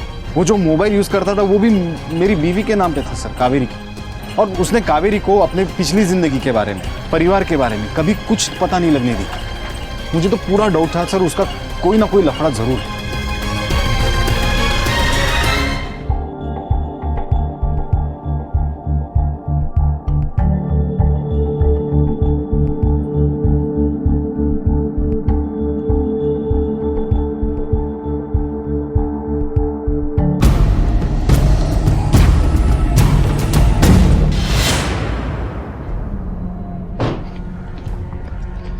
जैन सर, हमारा शक सही निकला। संतोष ने इंश्योरेंस के पैसे के लिए अपने मरने का झूठ मूठ नाटक किया और जैसे ही इंश्योरेंस के पैसे हाथ लगे उसके एक ही हफ्ते में उसने कावेरी के साथ शादी की। और कॉल रिकॉर्ड के मुताबिक कावेरी और अथर्व में कई बार फोन पर बात हुई है। संतोष गायब होने के 2 दिन पहले भी। बोर्डे, तुमने सातोस्कर परिवार और कावेरी के अकाउंट डिटेल्स वगैरह चेक किए? कुछ हाथ लगा वहां से? यस सर, अभी ये इत्तेफाक है या प्लानिंग, ये तो पता लगाना पड़ेगा। क्योंकि गए साल 14 मई को अथर्व ने अपने अकाउंट से 5 लाख रुपए निकाले और ललित ने 15 मई को कावेरी के नासिक वाले अकाउंट में 5 लाख रुपए जमा किए। और ये इत्तेफाक कई बार हुआ है सर। फिर तो पूरे चांसेस है कि ये इत्तेफाक नहीं, प्लानिंग हो। बोर्डे, तुमने कावेरी से अथर्व के कॉल के बारे में पूछताछ की? Yes sir. इस नंबर को पहचानती हो? तुम्हारे मोबाइल से इस नंबर पर कई बार फोन किया गया है। ये नंबर अथर्व सातोस्कर का ही है ना? नहीं साहब, मैं इस नाम के किसी भी आदमी को नहीं जानती और इस नंबर पर मैंने कभी फोन नहीं किया। ये अथर्व का कुछ ना कुछ कनेक्शन है इस कत्ल के साथ। एक काम करो, अथर्व को पुलिस स्टेशन की सैर करवाने के लिए बुलाओ। Yes sir. देखो, हमारे पास सबूत है कि तुम्हें पता था कि संतोष जिंदा है, बल्कि तुम्हारी उससे बात भी होती थी। इंश्योरेंस का पैसा भी इधर उधर हुआ है। अब बिना चालाकी किए सब कुछ अपने मुंह से बता दे, क्योंकि अगर हम उगालेंगे तो तेरी ये चालाकी और शराफत धरी के धरी रह जाएगी। फ्रॉड तो तुम कर ही चुके हो, फिर अपने बाप को क्यों मारा? साहब, मैंने अपने बाबा को नहीं मारा और मैं अपने बाबा को क्यों मारूंगा साहब? बल्कि मरने के बाद इंश्योरेंस का पैसा लेने का आइडिया भी उन्हीं का ही था साहब। हमको भी मालूम है कि ये समय नहीं है बात करने का, पर क्या करें, पैसे तो देने ही पड़ेंगे ना। धंधा धंधे की जगह है। मैं आप लोगों से हाथ जोड़ के विनती करता हूँ, कुछ समय और दे दीजिए, हम लोग आपका पैसा चुका देंगे साहब। बाबा की मौत को अभी कुछ ही वक्त हुआ था, सब लोग अभी सदमे में ही थे कि मुझे एक अननोन नंबर से कॉल आया।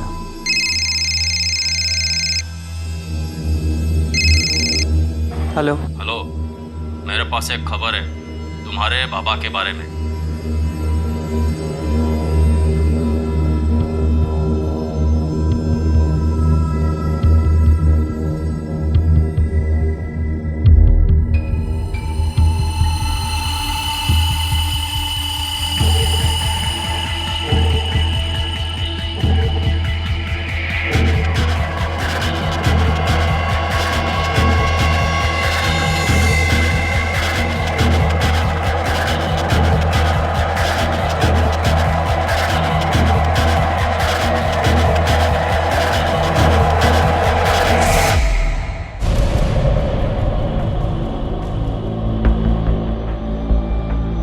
बाबा, बाबा आप जिंदा हैं? तो फिर वो कौन था जिसे हमने? जिसका तुमने अपना बाबा समझ के अंतिम संस्कार कर दिया था, वो आदमी था जिसको मैंने अपनी टिकट दे दी।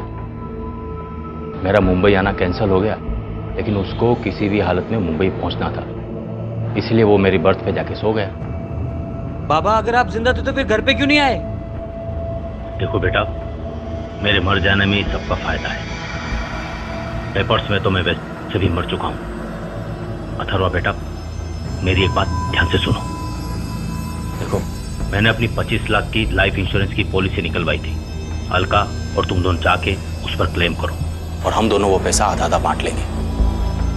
देखो बेटा, तुमको वैसे भी बिजनेस ही करना था, तो तुम लोगों का उधार चुका के अपना बिजनेस करो और मुझे अपनी नई जिंदगी में खुशी से रहने दो। बाबा लेकिन देखो बेटा, अब मैं वैसे भी अलका की जिंदगी में वापस लौट के कभी नहीं आऊंगा।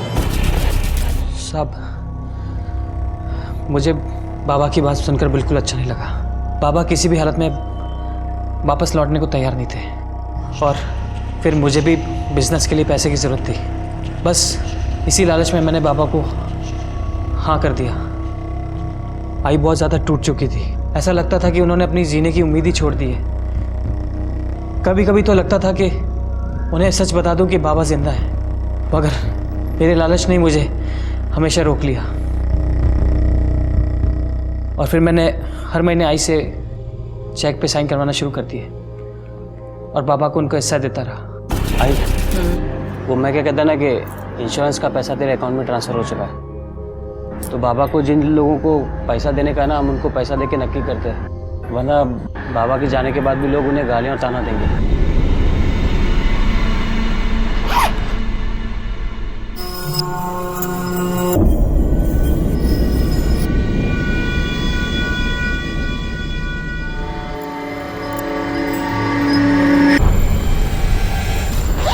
चल आता हूँ आई।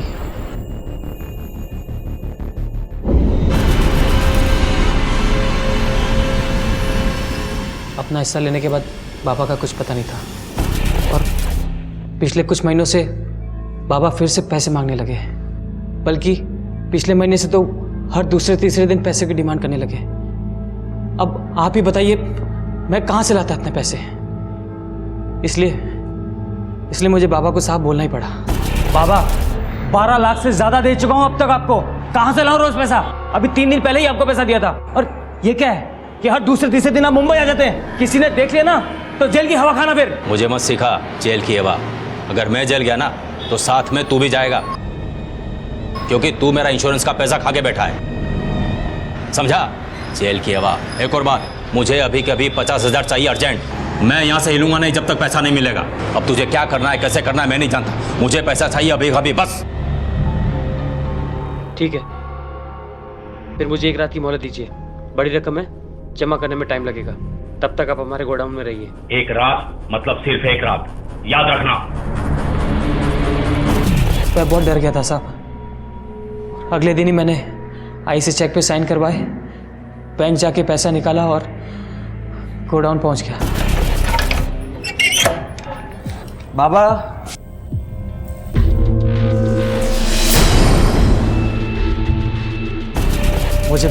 मुझे बाबा के लिए बहुत डर लगा था साहब, और ये बात मैं किसी को बता भी नहीं सकता था। इतना सारा खून कहाँ से आया, क्यों आया, और बाबा कहाँ चले गए साहब, मुझे कुछ नहीं पता।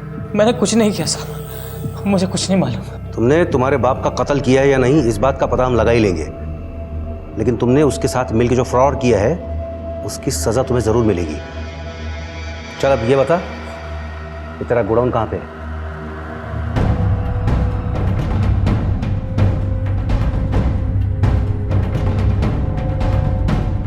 घोड़े, संतोष ने जिस पैसे के लिए अपने बेटे के साथ मिलकर इतनी बड़ी प्लानिंग की, हो सकता है कि उसी पैसे के लिए फैमिली के और लोग भी इस प्लानिंग में शामिल हो। सब पे नजर रखो। कातिल का अब तक तो कोई सुराग मिला नहीं है, लेकिन उम्मीद है जल्द से जल्द वो हाथ आएगा। अच्छा, तुमने कत्ल के वक्त अथर्व की फ़ोन लोकेशन चेक की? हाँ सर, उसकी फ़ोन लोकेशन घर की ही दिखाई दे रही है। बाकी घर वालों को भी चेक करो। Yes sir. अथर्वा के बयान और बैंक डिटेल्स की माने तो ये सारा खेल इंश्योरेंस के पैसों के लिए खेला गया था, और एक आदमी जो मर चुका था उसे फिर से मारा गया था। ये साबित हो गया था कि गोडाउन में मिला खून संतोष का ही था, और खून जिस मात्रा में मिला था उससे यह भी साबित हो रहा था कि संतोष को वहीं मारकर उसके टुकड़े किए गए थे। संतोष उर्फ ललित का कातिल कौन था इसका पता नहीं लग पाया था, पर उसका पूरा परिवार पुलिस के शक के घेरे में था। आखिर कौन था उसका कातिल? पुलिस के शक की सुई अथर्वा, दुष्यंत और कावेरी पर थी, लेकिन कोई और भी था जो अब तक पुलिस की आंखों से ओझल था, और संतोष के कत्ल के लिए उसके पास मकसद भी था। सर, फॉरेंसिक रिपोर्ट के मुताबिक संतोष की मौत दीवार पर बार बार सर पटकने से हुई है, और मुझे लगता है कि यह कत्ल अथर्व ने किया होगा, क्योंकि जो बेटा अपने बाप के इंश्योरेंस के पैसे खा सकता है वो उसकी मौत साबित करने के लिए उसे मार भी सकता है। बोर्डे, संतोष को मारने का मकसद सिर्फ अथर्व के पास ही नहीं, कावेरी और दुष्यंत के पास भी है। हो सकता है कि कावेरी को इस बात का पता चल गया हो कि संतोष ही ललित है, या फिर दुष्यंत ने अपना घर टूटने का बदला लेने के लिए उसे मारा हो। बोड़े, एक और नाम है जिसके पास संतोष को मारने का मकसद हो सकता है। किसका? कौन सा नाम सर? संतोष की पहली पत्नी अलका। बिल्कुल हो सकता है सर, क्योंकि इस केस में पहले से ही उसका रवैया कुछ अलग है, और गोडाउन में हमें जो टूटी हुई लाल चूड़ी मिली थी, ठीक वैसे ही चूड़ी तफ्तीश के दरमियान मैंने उसके हाथ में देखी। गड़े हुए मुर्दों की भी छानबीन करती है पुलिस आजकल। बोड़े, अलका को पुलिस स्टेशन में पूछताछ के लिए बुलाओ। शायद यही वो कड़ी है जिसे आज तक हमने जोड़ कर कभी देखा ही नहीं है। Okay sir.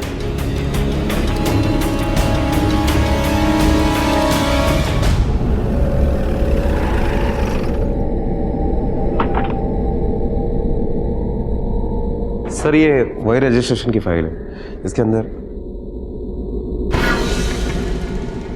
Sir, Alka madam को लेके आए। काफी मजबूती से बांध रखा है तुमने अपने घर परिवार को। देखकर लगता है कि तुम पर कभी किसी बात का असर होता ही नहीं होगा। क्यों नहीं होता है ना सर? ये मजबूती है या दुख? दुख इस बात का कि जिस इंसान की विधवा बनकर तुम जी रही हो वो 20 दिनों पहले तक जिंदा था, एक दूसरी औरत के साथ रह रहा था। इस बात का तुम्हें पता चल गया। पता चलते ही तुम्हारा ये दुख इस कदर गुस्से और बदले की भावना में बदल गया कि तुमने उसे सचमुच ही मार डाला। एक झूठ मूठ की विधवा से सचमुच की विधवा बनना तुमने मंजूर कर लिया। बोलो, सही है ना? इसी वजह से मारा ना तुमने उसको, या कोई और वजह थी? हाँ, इसी वजह से मारा उनको। उसकी झूठी मौत का सच्चा नाटक तुम्हें कैसे पता चला? अभी कुछ दिन पहले ही, जब वो ले इधर साइन कर। आई, चेक साइन करने से पहले भाव को पूछ तो सही, हर दूसरे दिन किस बात का चेक साइन करवाता है तुझसे? हाँ रे अथर्वा, मैं भी तुझे वही पूछने वाली थी। परसों ही तूने एक चेक साइन करवाया था ना, इतना किसका पैसा देने का है रे? आई, इसने तुझसे कहा, तूने मुझसे पूछ लिया। विश्वास नहीं तुझे अपने बेटे पे? अरे अभी देर हो रही है, आके बताता हूँ तुझे। अथर्व ने सीधा सीधा जवाब नहीं दिया, तभी मुझे उस पर शक हुआ।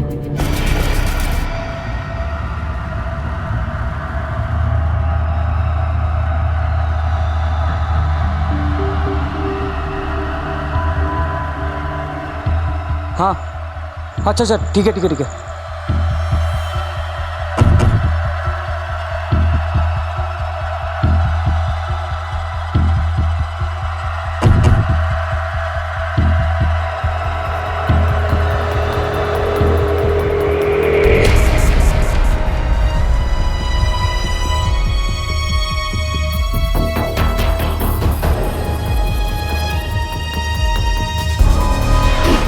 को जिंदा देख के मुझे जो खुशी होनी चाहिए थी, वो खुशी एक पल में खो गई। मुझे इस बात का एहसास हुआ कि उनको मेरी जरूरत नहीं है, उनको तो इंश्योरेंस के पैसों की जरूरत थी। और फिर मैंने ठान ली कि इनको मैं सबक सिखाऊंगी। घर पे आके मैंने सब लोगों को झूठ बोला कि मेरी एक सहेली है, वो बीमार है, इसके लिए उसके गांव जा रही हूं करके। मैंने उनका पीछा किया नासिक तक।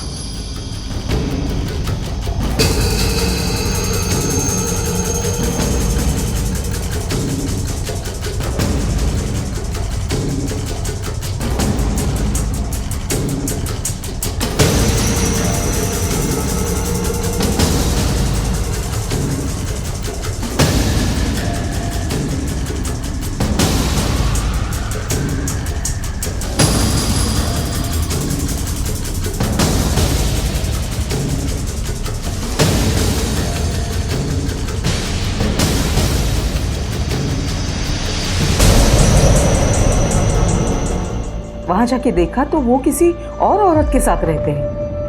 मतलब मुझे छोड़ के जाने में उनकी कोई मजबूरी नहीं थी।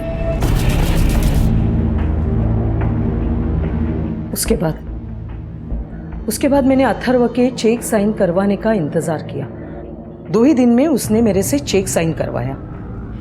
मैं समझ गई कि वो आ गए हैं और आए हैं तो गोडाउन में रुकेंगे। इसके लिए अथर्व के जाने के पहले ही मैं वहां गोडाउन में पहुंच गई।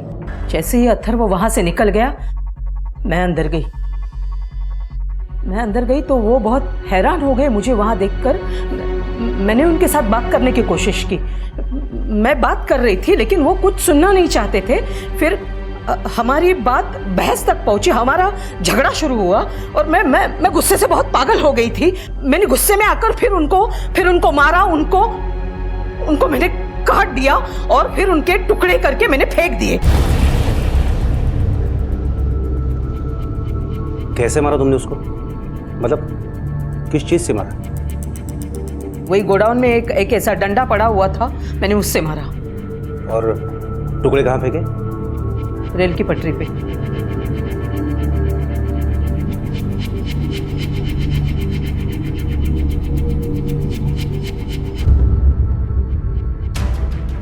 बोले ये औरत झूठ बोल रही है।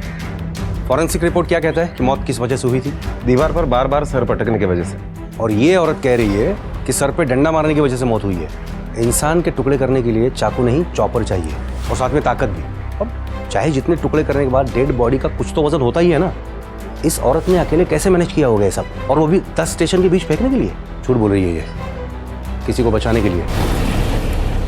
घोड़े एक काम करो, ये अलका के घर के आसपास वाले मटन वाले दुकानों में पूछताछ करो कि किसी ने 19 फरवरी को उनके दुकान में से कोई चॉपर भाड़े से लिया है या खरीदा है या दोस्ती खाते में उठाया है क्या। Okay sir.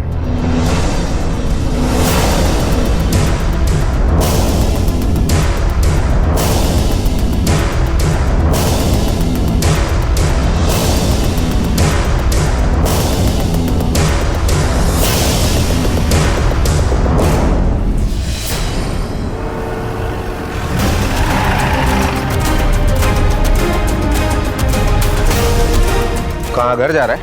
हाँ। चल तुझे तेरे असली घर पर लेकर चलते हैं। देखा भाई क्या हाल?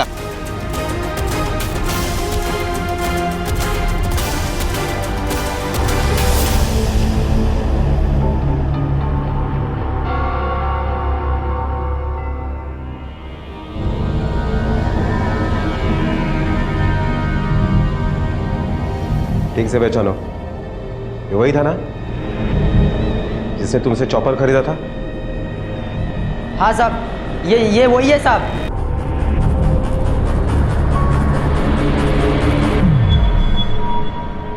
चल बिना घुमाए फिराए सीधे सीधे अपने मुंह से बोल, क्यों मारा अपने बाप को?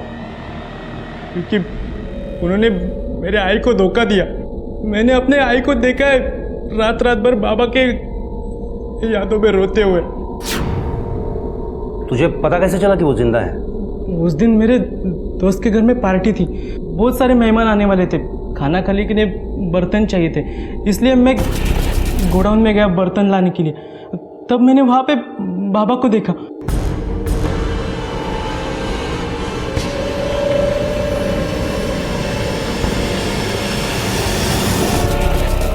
मैंने उनको देखा तो पहले मैं खुश हुआ, बाद में वो मुझे कुछ और ही समझाने लगे।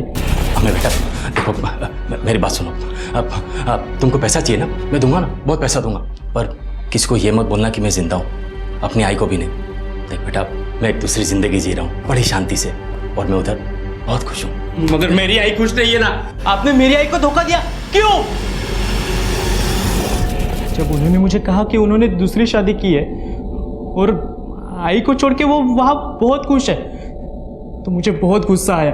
मेरी आई को विधवा बना के मैंने ये सब घर जाके अपने आई को बताया। आई ने मुझे समझा के शांत किया और हम गोडाउन चले गए। आई, इसने तुझे धोखा दिया, ये सुन के मुझे बहुत गुस्सा आया, इसलिए गलती से हो गया। सुन सुन सुन, तेरा बाप तो मेरे लिए 1 साल पहले ही मर चुका है, तो डर मत, मैं आई हूँ ना तेरी। हाँ, हम एक काम करेंगे, तो डर मत, हम इनकी लाश का कुछ ठिकाना लगा देंगे, इनके टुकड़े टुकड़े करके फेंक देंगे। अगर तुझे किसी ने भी कुछ पूछा ना तो मैं संभालूंगी, समझा ना? ये आदमी के वास्ते मैं मेरा घर टूटने नहीं दूंगी। तू फिक्र मत कर, मैं हूँ, मैं सब संभाल लूंगी तुझे। हाँ, सब संभालूंगी।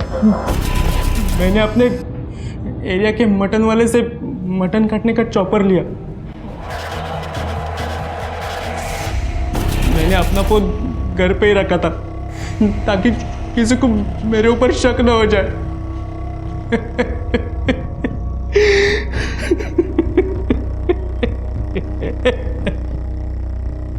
पैसे की चमक और उसका मोह इंसान को ऐसी गिरफ्त में ले लेता है कि उसे अपने रिश्ते, अपना परिवार तक दिखना बंद हो जाता है, और जो दिखता है उसे वो अनदेखा कर देता है। संतोष सातोस्कर और अथर्वा के साथ भी यही हुआ था।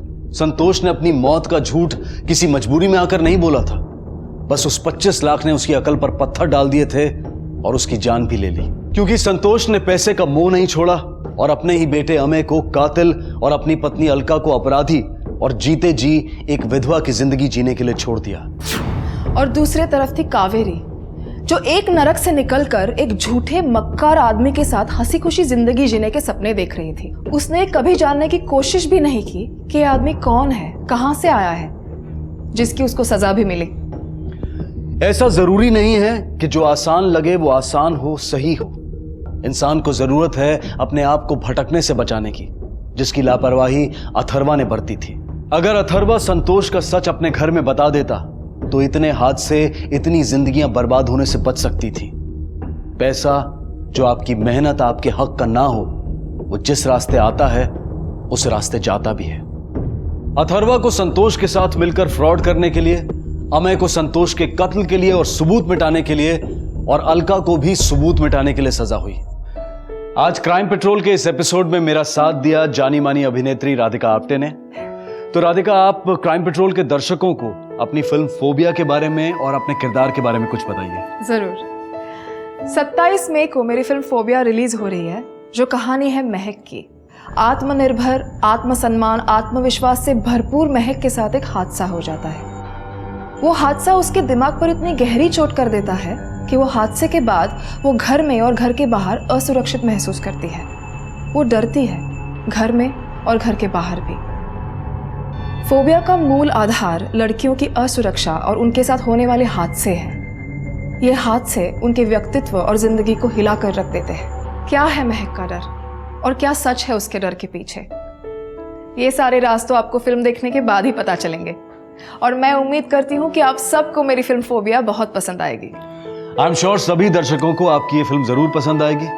तो राधिका, क्राइम पेट्रोल के सभी दर्शकों की तरफ से और हमारी पूरी टीम की तरफ से आपकी फिल्म के लिए आपको ढेर सारी शुभकामनाएं कि आपकी फिल्म हर स्तर पर सराही जाए। Thank you so much. Thank you. अब मैं अनूप सोनी आपसे विदा लेता हूं, फिर मुलाकात होगी अगले एपिसोड में और खुलासा करेंगे एक और जुर्म का। तब तक अपना और अपने परिवार का ख्याल रखें और देखते रहें क्राइम पेट्रोल डायल 100। सबक एक को सीख हम सबको। जय। क्राइम पेट्रोल के और भी दिलचस्प कहानी देखने के लिए हमारे चैनल को सब्सक्राइब करें और बेल आइकॉन दबाना न भूलें।